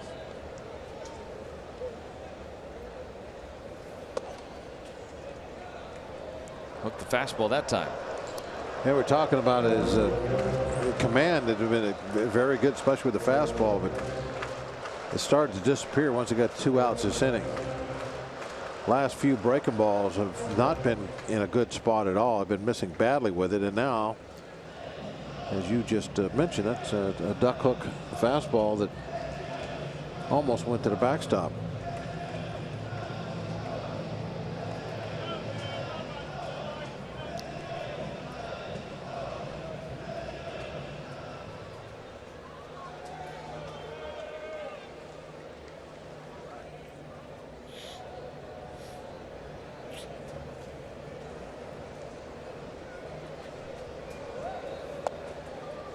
Now full on the opposing pitcher.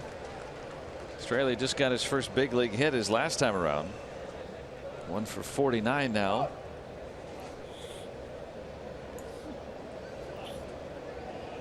I'm not being sarcastic, but a guy you want to challenge.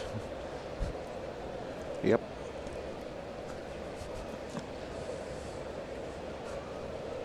Says it all. And he strikes him out. So Glasnow strikes out 3 in the inning. through 5 from Cincinnati. 5-2 Reds.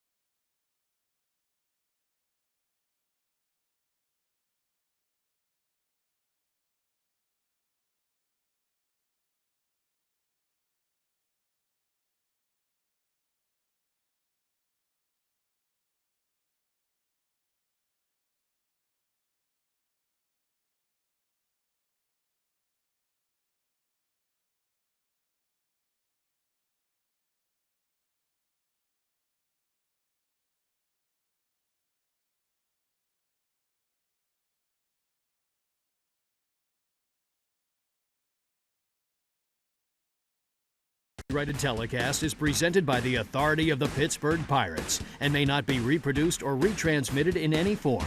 And the accounts and descriptions of this game may not be disseminated without the express written consent of the Pittsburgh Pirates. And just a reminder, as you enjoy a cold one, to look forward to Miller Time later in the game, brought to you by Miller Lite. 5-2 Cincinnati. Haven't blown their stack yet. A lot of Buccos fans making their way for all the festivities in and around the ballpark and within it. Nice easy ride for those in and around Western PA or in Eastern Ohio. Just never have to cross state lines. Just come on into the ballpark here.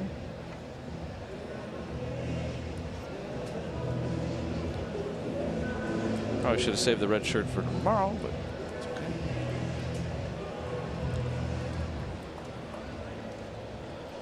They got green on today anyway, so who cares? Yep. The Bradenton Marauders, your Florida State League champions. That's nifty. I like that.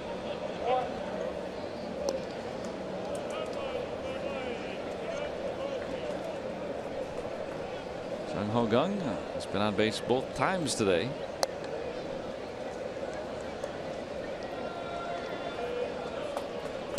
And Straley back out for a 6th inning.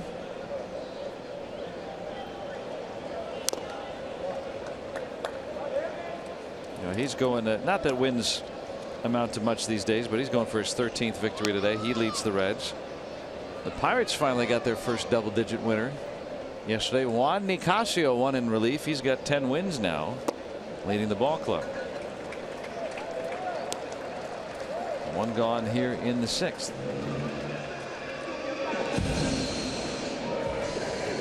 Watch the drive to the pennant with MLB.com Premium. You can watch every out-of-market game live in HD on more than 400 supported devices, and you can enjoy a free subscription to At-Bat Premium, the #1 app for live baseball. Blackout and other restrictions apply. Visit MLB.tv.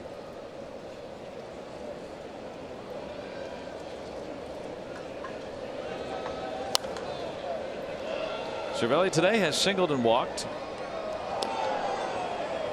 Pirates have had a couple of chances against Straley, one of which that they converted. Florimon with a 2-run triple in the 2nd. Young and Cervelli got aboard to lead off the 4th inning, but they didn't move any further. Suarez has the 2nd out.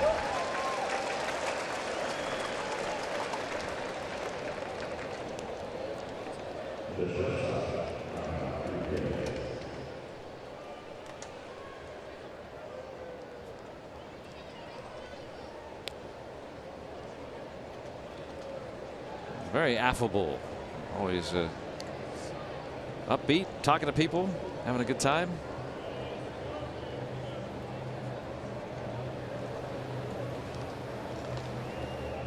He very badly wants to win, though. I'll tell you, he looks like that kind of friendly guy, but dig down a little bit, not quite like that. He's got a little old school in him. And he wants to beat that other team. He'll give him a smile and say hi to him and stuff, but Rodriguez deep out to center. Peraza. And there it goes, just over his reach. Sean Rodriguez has hovered again.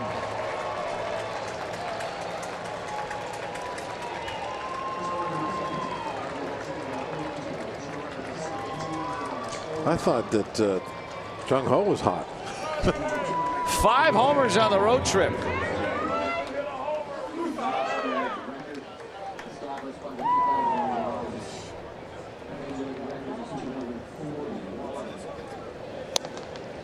And Pedro Florimon had driven in the rest of the runs. Sean Rodriguez, 5 homers on the trip. Hitting streak at 8 games now. My goodness. Grip it and rip it. Played both games yesterday. And homered in both. And not tired. Not tired of getting 90-mile-per-hour fastballs there. More toward the end of the bat, too. Still able to muscle it out to center. Florimon is out. Pirates pick up a run. And home run number 17 by Sean Rodriguez.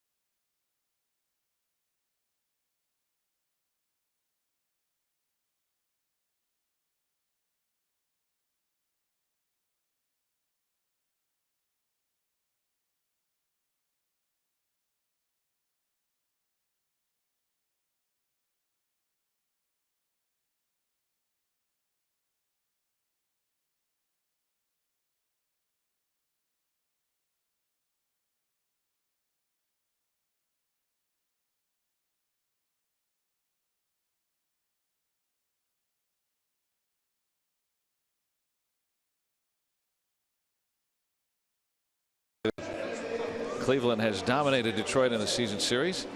Here on the UPMC scoreboard, 5-3 now after Sean Rodriguez's 17th home run. Homered on each end of the doubleheader yesterday. 5 homers on this 8-game road trip. He's hit safely in every game.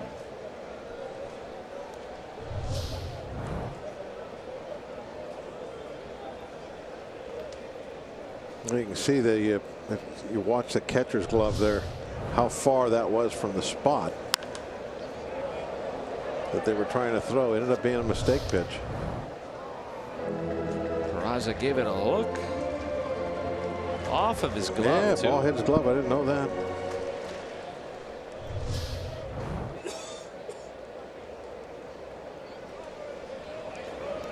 .401 feet estimated on StatCast.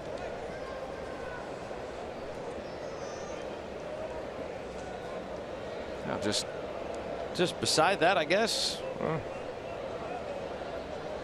Hey, I've learned my lesson. If the computer says 401, then that's what it was. Don't be second guessing it. Just because the sign says something different doesn't mean a thing. It's all about velocity and launch angle. Let's look at our day automotive this day in Pirates history. And back in 1960, the Pirates sweeping a doubleheader from the Reds at Crosley Field, and they won Game 1 5-3 as Vernon Law, winning his 20th of the year in a complete game effort. He would go on to win the Cy Young that year, and they won the nightcap 1-0 as Vinegar Ben Mizell with a complete game shutout, and Dick Schofield doubling in the game's only run. There's some names from years gone by in that great season. A little nubber. Rodriguez had a lot of spin on it, but it took care of that one.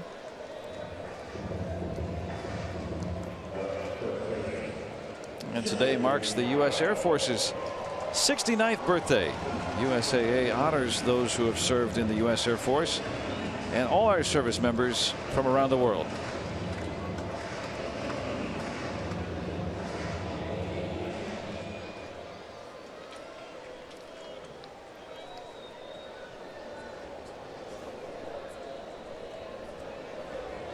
Joey Votto batting with the bases empty.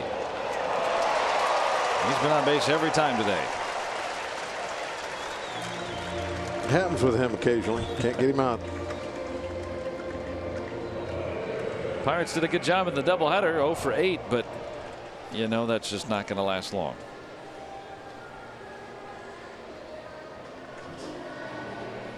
There's Rosy Red up on the riverfront part of the ballpark, right down the right field line.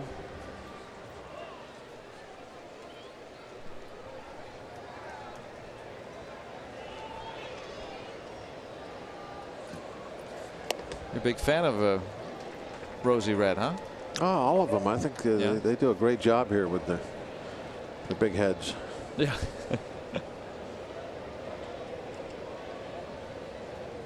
Out there entertaining some folks down the right field line and second deck there, club area. Some of your better mascots. Quantity and quality. That curveball just doesn't really have the touch for it today, I don't think. We saw him early on when we first got out there. Remember, he threw like some strike one curveballs. Good location, but a lot of them now are bouncing in front of the plate, out in fair territory.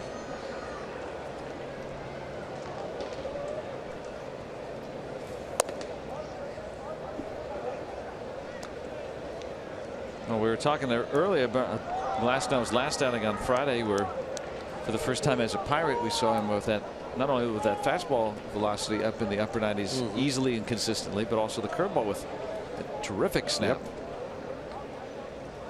And I think shortening up your stride probably has more effect on your breaking stuff than anything else. That hit off the back of his foot.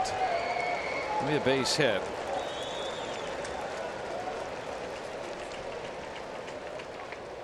I guess the left foot seems to be okay. Well, if you're going to get hit in the foot, that's probably the best spot to get hit, right? Probably has the most padding. He's waving off Todd Tomczyk, the head athletic trainer. I wonder if it kind of hit off his the bottom part, also the sole. If it gets the sole, maybe it gets you a little bit, but it's right on that back part of the shoe. It probably doesn't feel like a whole lot.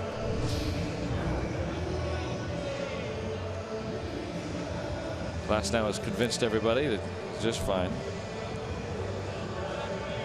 Denon seems probably about 100. There's some long pants. They even gather up around the bottom. tall drink of water. There's Garrett Cole looking on. Josh Harrison, some of the Pirates who will not be playing the rest of the year. And just balked. Moves everybody up 90 feet.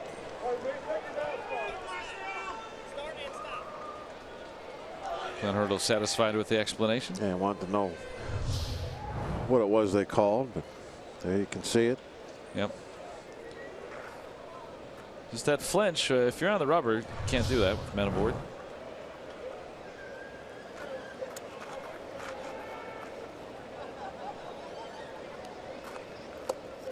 There's a knee buckle. Good control of a curveball for strike one.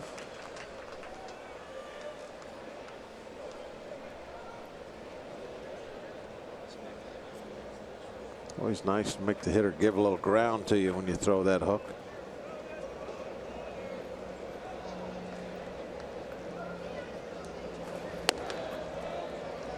Ball to strike. And that fastball just at 90. He's threw some 92s this inning also. Really backing down, if that indeed is his good fastball that he's trying to pop. Might be getting a little fatigued. Now, this will probably be his last inning. Spot due up leading off the next frame. And just in case he can't finish it, Drew Hutchison. He'll probably come on and maybe even finish this one off. Try to get him some extended work. See if Glasnow can get out with 3 scoreless. That would be good today. In a 2-run game. Good pitch.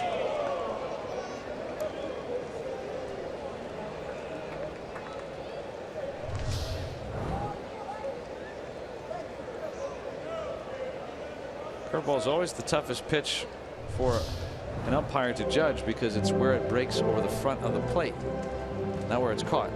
That determines where it is in the strike zone. Part of that conversation right there. And Scott Berry was right on.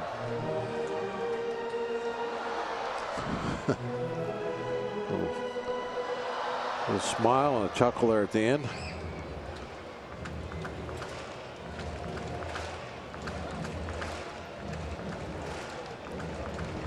Scott Berry, the 6th-year umpire out of Quincy, Michigan.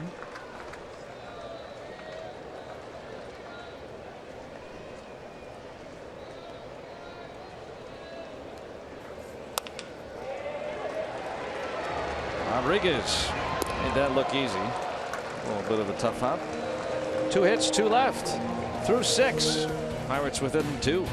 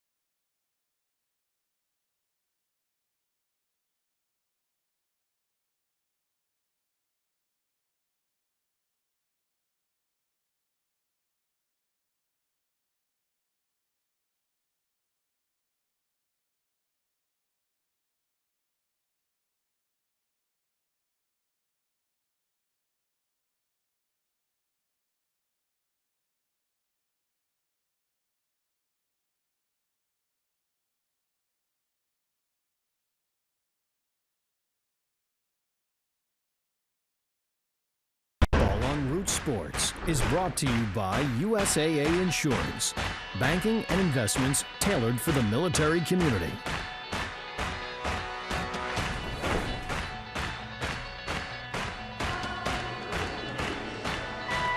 Five to 3, the Reds have the advantage here on this Sunday afternoon in Cincinnati.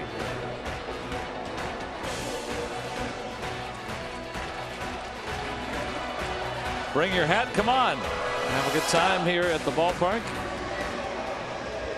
Michael Lorenzen now aboard for Cincinnati. He's pitched very well for these Reds this year. One of the guys who comes in toward the end part of the game, normally when they have a lead. What do you call those guys nowadays? Bridge pitchers? Is that such a thing? Could be. Short, high leverage. It's a bridge guy. Okay, I like it. Of course, we could come up with something even more clever than bridge. Pinochle. Think of a. Oh, I like that though. He's a pinochle guy. Pinochle pitcher. Another card game, right? John Jaso pinch hitting for Glass now. 3 scoreless innings.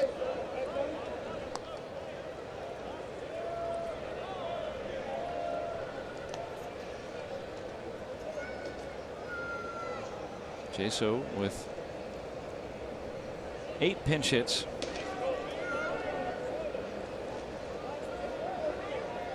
Dan Straley went 6 innings, gave up 3 runs. Jaso retired on strikes.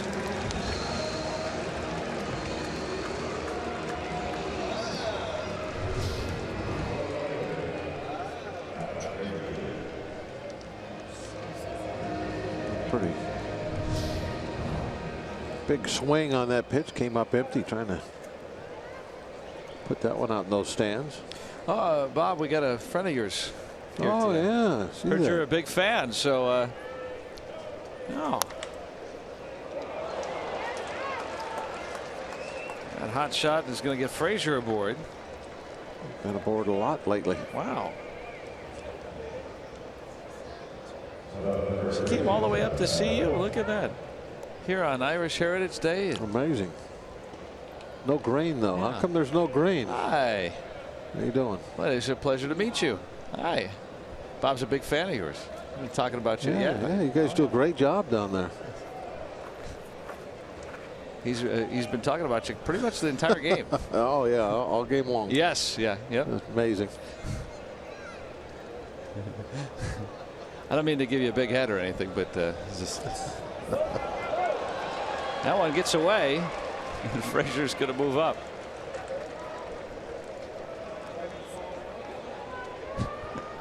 Rosie the Red. Now, how'd you do in the race today? No comment. No. Oh, okay. Yeah. No. Have you ever won the race? Just once. One time. One time only. Yeah. Huh? Well, if we had another game in the series, Bob said he was going to race with you guys, but no, I'm not much of a speed guy. Oh. I'm too old for that. I'm way too old for that. Yeah, I'll do it. No, sure. Yeah, I mean, I'll lose, but I'll try. Yeah, I don't mind. But you know, I've also had a hard time running and then my head weighing me down. So that's, I don't have much underneath it. What can you do? I know what's going on down there. Yeah. Oh.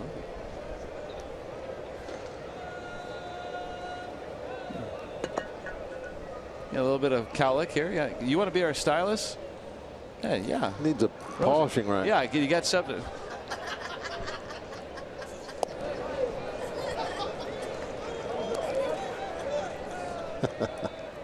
There we go. Okay. Now I'm good. Thank you. I don't want that shine. That's always. You're gonna have to put some anti-shine on now for the post game. Yeah, I guess so. It's all to get it all rubbed off. Rosie, thank you for coming up here. I know you got a lot of people to see today. You've really made our day. Thank you, Rosie. Thank you, Rosie. Oh, thank you very much. Wow. Rosie the Red. And you're a little red after that. Oh, yeah, I think you're blushing. Oh, yeah, I'm blushing. Yeah, I got a little peck on the head there. Yeah. Hope Lori's not watching. He's probably watching the Steeler game. Well, she just missed out. Thanks to Rosie the Red and all of our fun mascots here at Cincinnati for entertaining us and everybody else that comes to the games here, and especially Bob.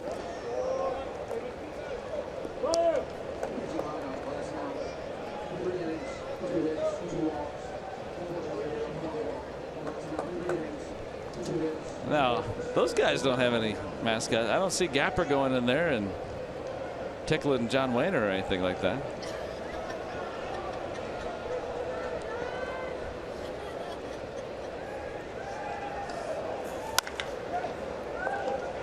Right to Phillips. Move over to Frazier, but there's 2 gone now.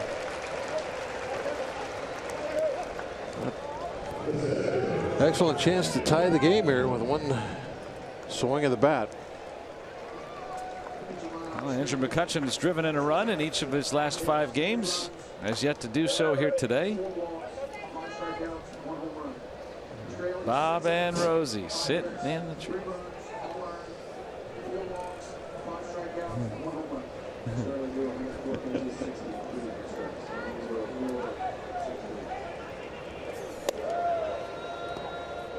I think she could hear you talking about her.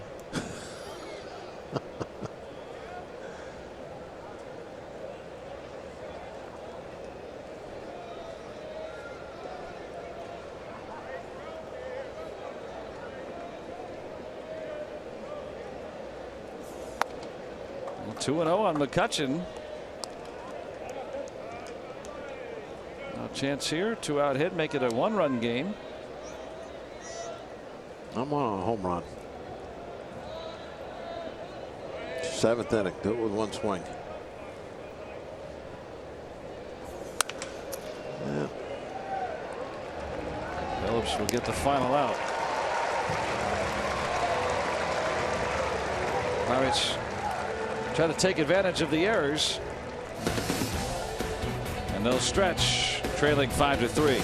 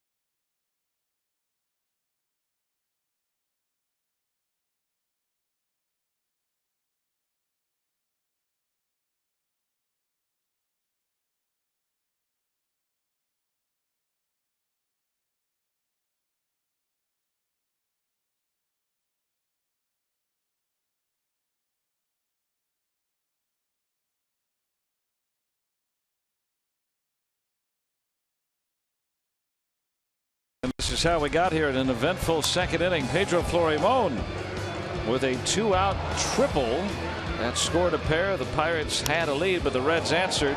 Tucker Barnhart with a 2-run double of his own to tie it. And then in the 3rd, Reds getting busy against Ivan Nova, and 3 runs scoring that inning. Phillips with the double. Scott Schebler added 1, as well as a sac fly by Barnhart, who's driven in 3 today. And then in that 6th, Sean Rodriguez, who has homered now 5 times here on this 8-game road trip. He has hit 17 home runs this season. Pulled the Pirates to within 2, and that's where we stand as we stretch on this Sunday afternoon in Cincinnati. And on our UPMC scoreboard, 5-3 Reds.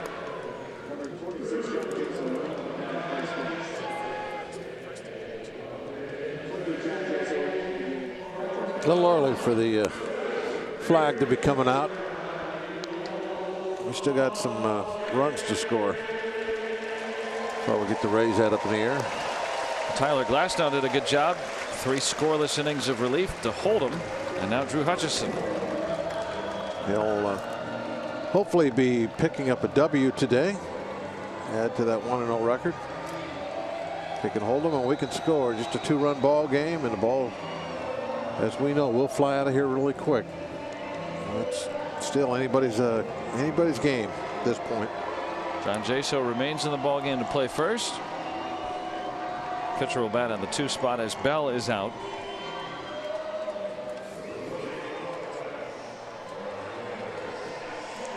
Now the Pirates going for their 5th consecutive win. They're also aiming for their first 4-game series sweep in Cincinnati since 1991. Well, they're going to need at least 3 more to do that.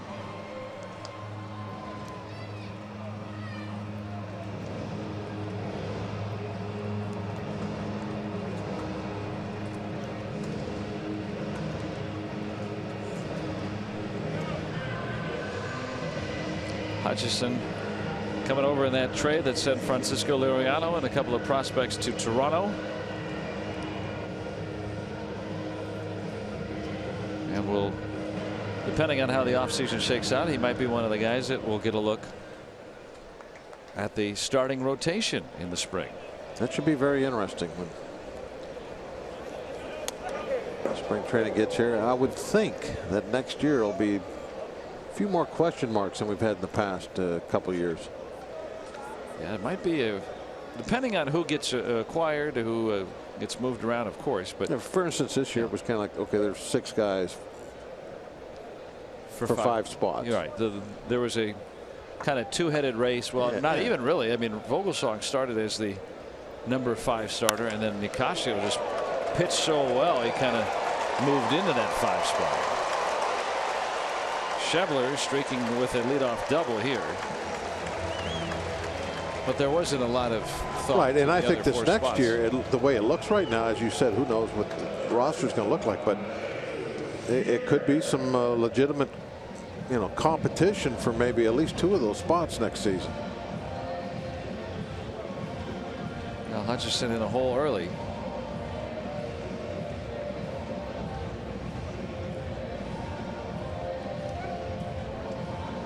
I got to keep this one close. 5-3. Feel good with a couple innings left. Group of candidates right there getting ready to hydrate. Hydrating in unison. Passing out of the water. It's like they're on a hike through the desert. And it's okay. It's time to drink now. Here's your canteens.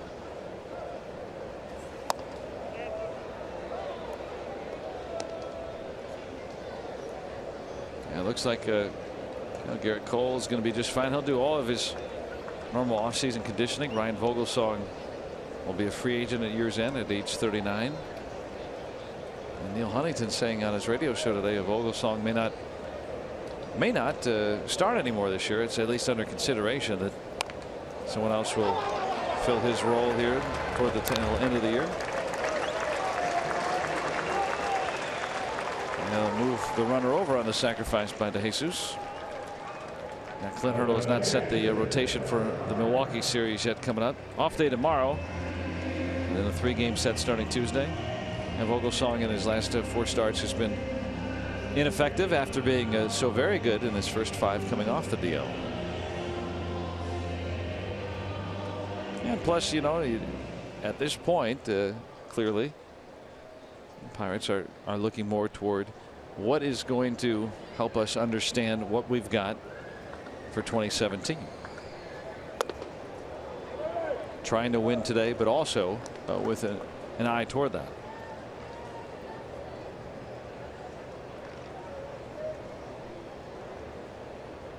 Barnhart has driven in 3 today. A double, a sac fly, and a walk. Infield in. And Hutchison ahead of him, 2 strikes. Yeah, that's the ideal. You're looking for a strikeout here if you're Hutchinson. Pirates are down by 2. You can't afford to give up a run. That's why the infield's in on the grass. And best way to prevent that right now is don't let the ball get put in play, especially now that you're out 0-2. You got to take 3 shots at a strikeout here at least. Gets away from Cervelli, but Schebler seemed mad at himself that he didn't have that first jump toward home plate. Thought maybe when that ball, when a ball bounces away from the runner, as this one does, it's tough to judge right away how far it gets. Because he needs to already be running before he knows really how far it's going to bound away, right? If the ball goes kind of, say, straight off to the right, you can see distance. You can say, okay, that ball's, you know, going to be 20 feet away. I got a shot to score. It doesn't matter now. That's going to be plenty deep enough. And almost over the head of McCutcheon. Barnhart with his second sac fly today. He's driven in 4 runs. Reds lead by 3. And they convert that leadoff double. The Pirates did not do that in the 4th inning.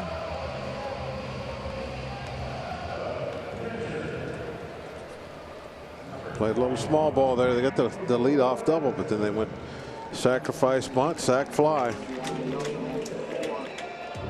Good idea when you're trying to get an insurance run.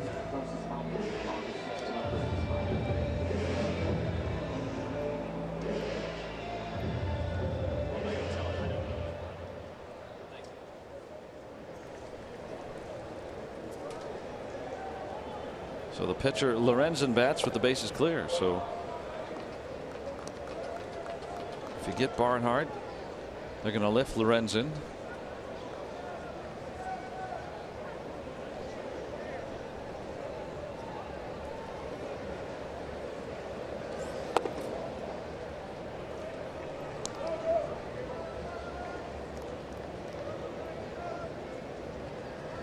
Wears number 21 on his back in honor of Roberto Clemente.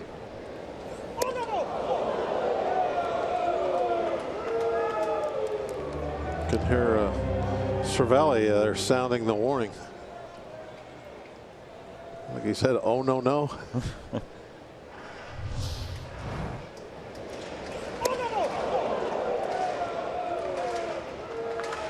Now pitchers probably don't. They certainly don't have as many at bats. They probably don't see that as often as a regular position player.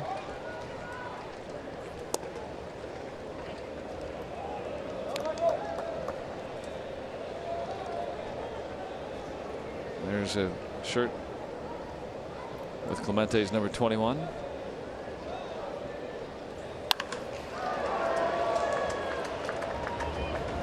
There's the final out, but not before Cincinnati adds a run. 6-3 Reds as we move to the 8th.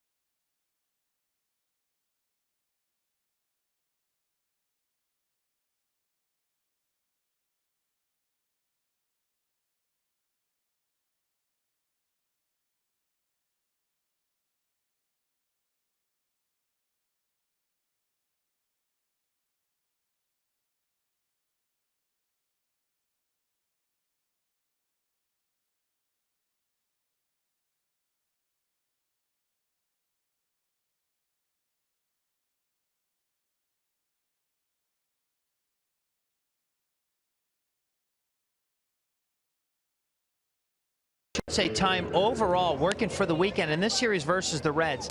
Time away from the ballpark since arriving Thursday night from Philadelphia, 28.5 hours. And as you look at the time at the ballpark, we're at 32 hours, 38 minutes, and 12 seconds and counting.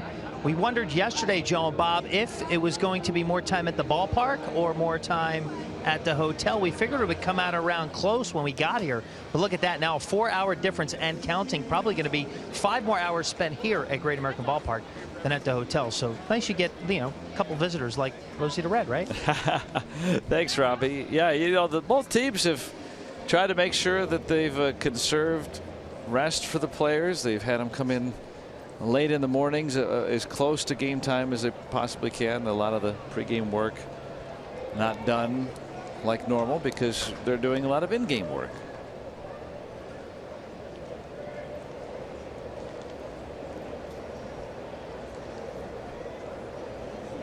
And back for the 8th, Gregory Polanco.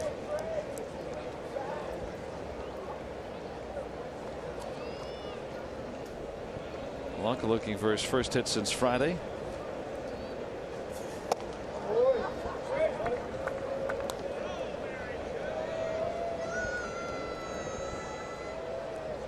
Michael Lorenzen was able to stay in for a second inning of relief after that sac fly by Barnhart scored the run, and he was able to come in and bat. Otherwise, they're going to lift him for a pinch hitter. All the different kind of strategies that you have to use playing baseball in the senior circuit.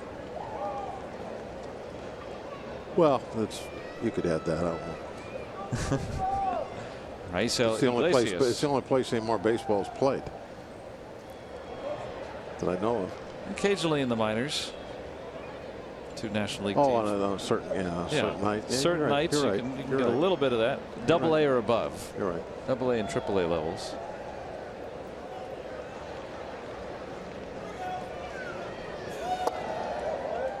Now 3-2 on Polanco. 97 from Lorenzen. Irish Heritage Day here in Cincinnati. That's why they're wearing the green tops and caps. Do not adjust your set.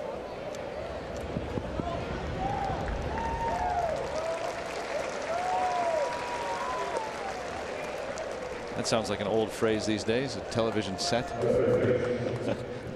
When's the last time because it was like a set of tubes that were in there? No, it was like a piece of furniture. Right? Oh, yeah, it was definitely in a big wooden cabinet. Yeah. I remember going down to the drugstore to test the tubes. See why it wouldn't work. Put them all into a shoebox with like tissue paper so they won't clank together. Go down to the tube tester, you plug them in, and there's a little needle that would say good or bad. And then that find a bad one, you get a new one, take it home, put it back together, and your TV would work again for a couple weeks. Nowadays, they're as thin as a book, if you know what a book is. And they didn't have TVs when the Reds were founded. No, they didn't, did they? 4 years after the Civil War.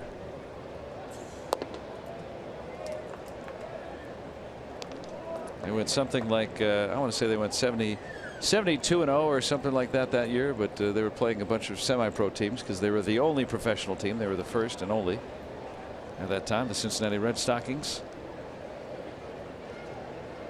Kind of morphed into the Red Legs, then just the Reds. And now the Greens. Today. They're confused today. Well, you got to get your greens. Mom always told us that. 2 up and 2 down against Lorenzen.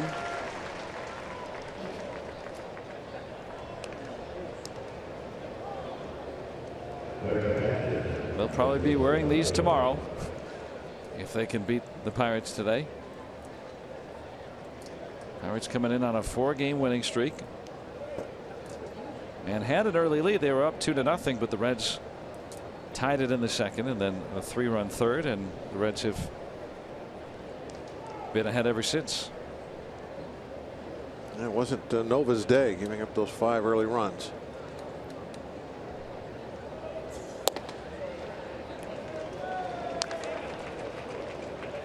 Scores 5 runs, the most as a Pirate.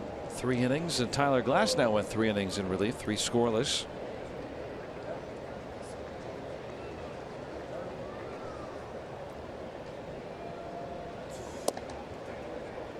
Lorenzen throwing the ball pretty hard today, pretty consistent up there at 97 with that heater of his. Well, we were talking earlier about Glasnow, and just for conversation's sake, about starting pitchers. The Pirates throwing him out of the bullpen for this month.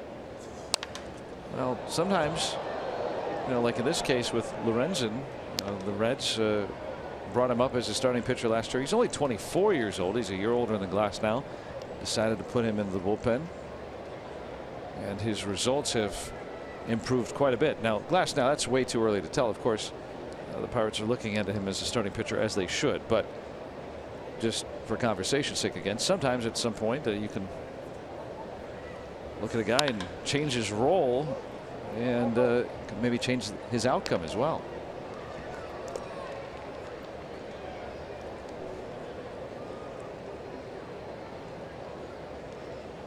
Shades of Dusty Baker there in the stands.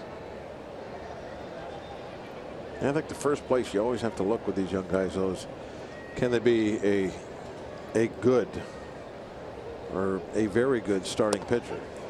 Yeah, that's always first. That's so hard to find. I mean, it's just, you certainly can't get one free agency. They're so expensive.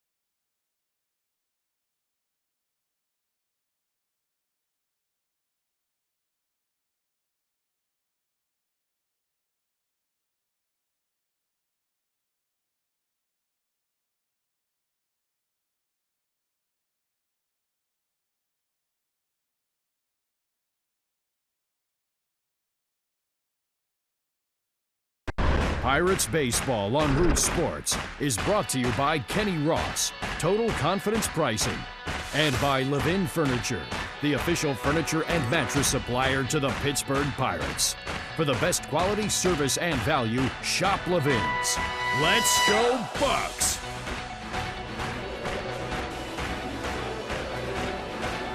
Here in Cincinnati, 6-3, the Reds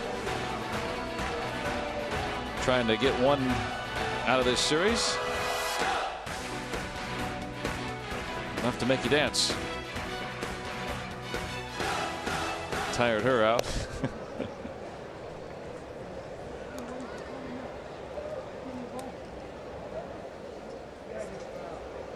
Got to get it out of your system.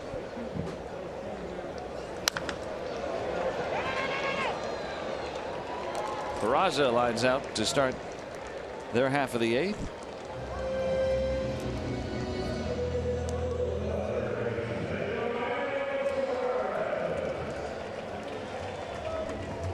For 5 today now.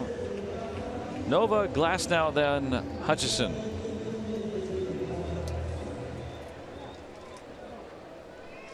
Eugenio Suarez 1 for 4.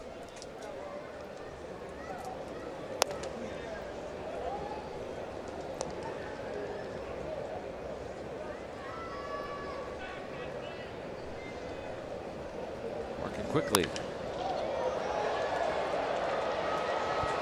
Out to the warning track, but McCutcheon is there. 2 quick outs for Hutchison. We invite you to head to PNC Park for the last Free Shirt Friday of the season. Bucks host the Nationals this Friday at 7:05. If you're one of the first 20,000 fans through the gates, you receive a free Pirates t-shirt presented by Levin Furniture. Get your tickets now at pirates.com/Free Shirt Friday.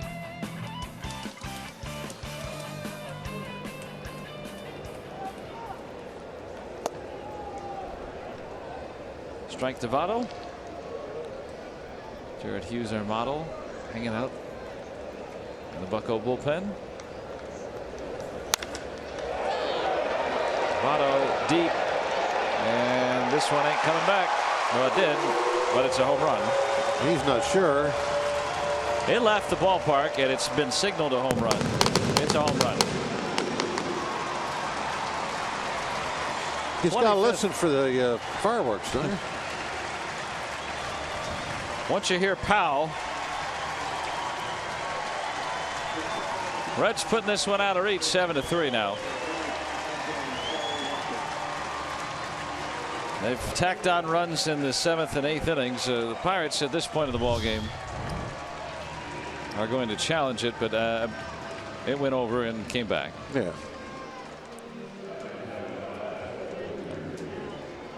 The only one that wasn't sure of it was Votto. And hit that, what is that, like a camera pit or something on the other side of the wall? Yeah, just went over there and then bounced back out of it. Yeah.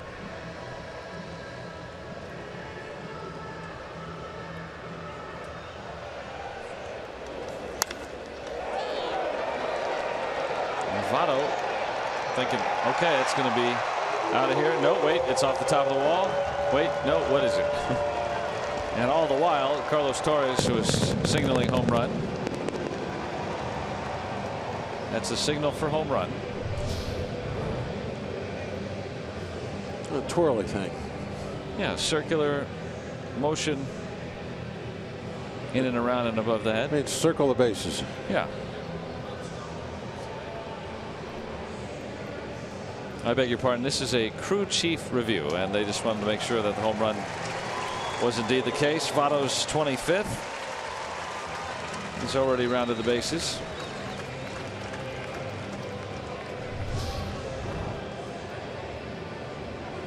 You can see the ball disappear. Yeah, it went back and hit something in that pit and then came back out.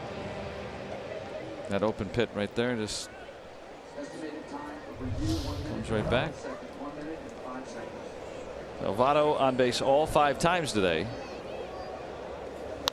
paying back the Pirates after keeping them hitless in the doubleheader yesterday. So the Reds, a single run in the 7th and the 8th off Hutchison. Pirates need 4 to tie in the 9th.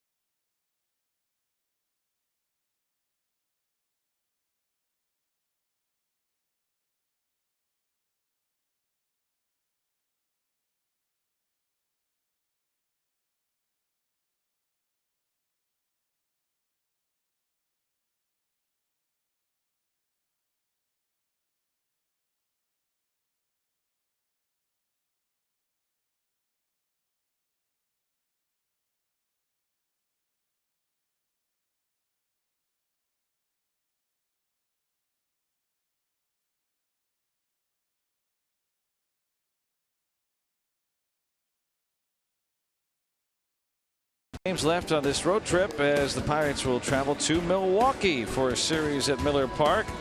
And join us as the Pirates take on the Brewers Tuesday, starting at 7:30 with Pirates pregame presented by WB Mason right here on Root Sports. 7-3 Cincinnati. Looks like the Reds poised to get one game out of the series. The Pirates are hoping for a 4-game series sweep. Something that they haven't done here in a quarter century, but it's up to Raisel Iglesias from keeping that from happening. Iglesias, another one of those young guys, kind of like Lorenzo, that they are counting on to do good work at the back end of the bullpen for the future. Bridge guys. Sean Rodriguez homered his last time up. One of those guys might end up being the end of the bridge. The troll? No, it's under the bridge. End of the bridge, the stopper. The troll pitcher would be then the guy that comes in after the closer if they don't convert the save. Yeah, he's the troll. We're talking about terminology for late inning relief. If you have an unreliable stopper, then it's the bridge to nowhere. Yeah. That's a phrase I've heard before.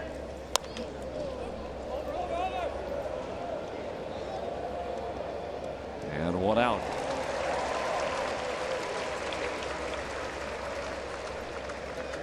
I want to wish a happy birthday to Chuck Jackson. He's doing our technical directing today. And a milestone birthday for Chuck. And he and all of our great staff working here throughout the weekend. We got a really great crew here in Cincinnati. And just want to thank all of them and wish a happy birthday to Chuck. A long Spending day. it here with us. Long day yesterday.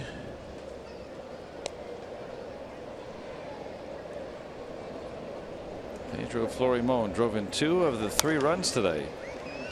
He's got himself a second hit. Getting a start today and has picked up a pair of safeties.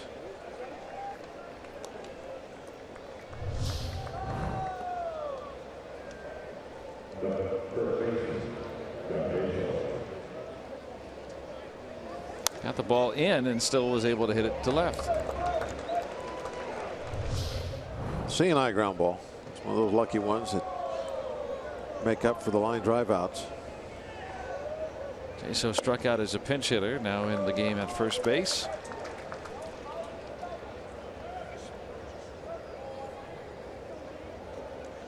Michael Lorenzen went 2 scoreless innings. Did not allow a hit.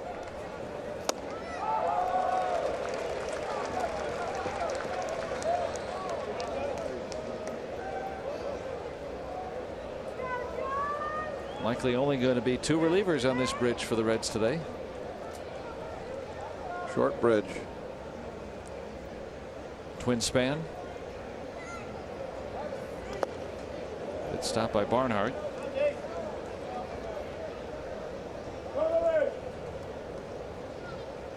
He's had a fine day today. 4 RBIs for the young catcher. Florimon aboard. We hold him on. 7-3 score.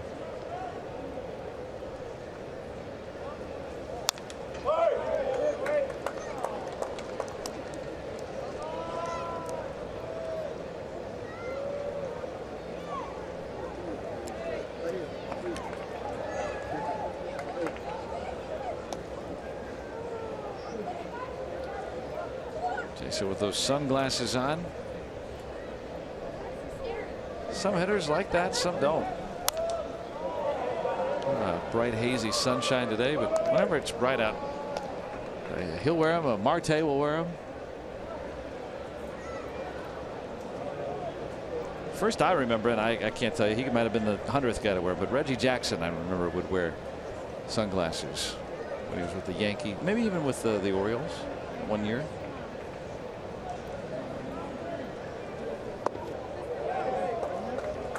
Always wondered, maybe I'll ask, you know, some guys don't like it, some guys maybe see better with it. Always see the fielders wear the sunglasses. Jay Bell a lot would have worn clear glasses to try and keep his contacts from drying out. I asked him about that one day, and that's what he told me. So why do you wear clear glasses? It's night game. He said, well, it's windy out here. I want my contacts not to dry out. So the prescription would still be on the contact lenses. Yeah, but they were just clear, plain, like safety glasses almost. That's what he was comfortable with.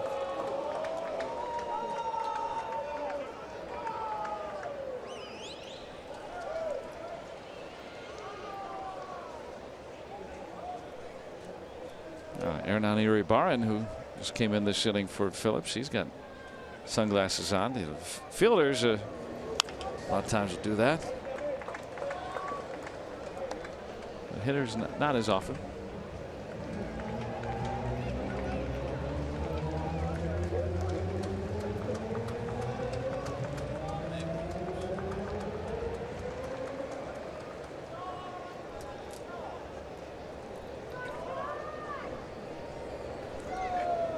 Eugenio Suarez, the third baseman, in case he's got a pop up. Well, now the Pirates trying to make this one interesting. It gets by Schebler out there. That's going to allow Florimon to come in to score. RBI double for John Jaso.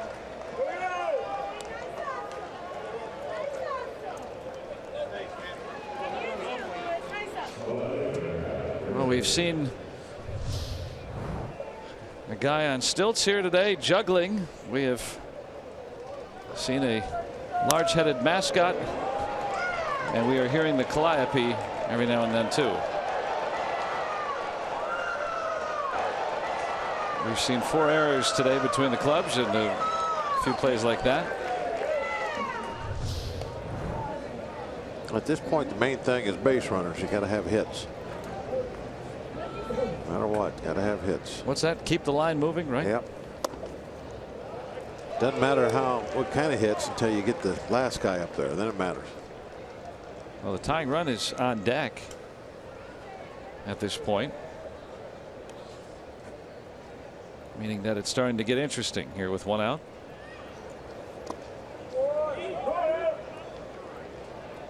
Frazier today has walked, reached on an error, advanced on another error. Jaso with that RBI double. Brian Price seems content right now to stick with Iglesias, who has as good a stuff as anybody's got in that bullpen.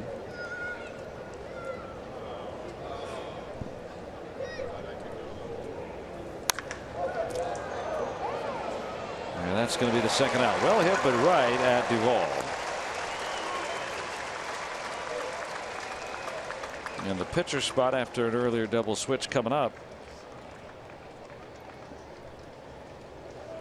Pirates need some 2-out hits here to keep it going. Walk anything. Got to get one more base runner. That was Tony Cingrani, their closer, just starting to maybe get up and throw. David Freese going to pinch hit for Hutchison.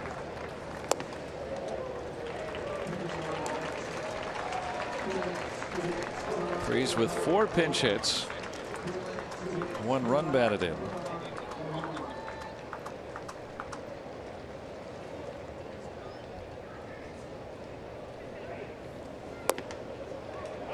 Called a strike.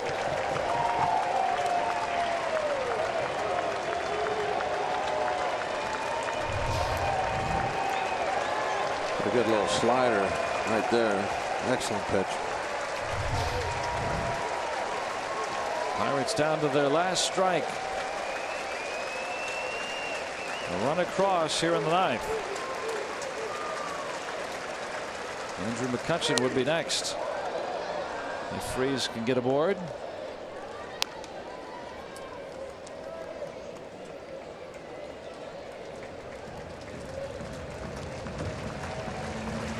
He wants a chance to swing the bat. And if Freese does get on, McCutchen would be the tying run.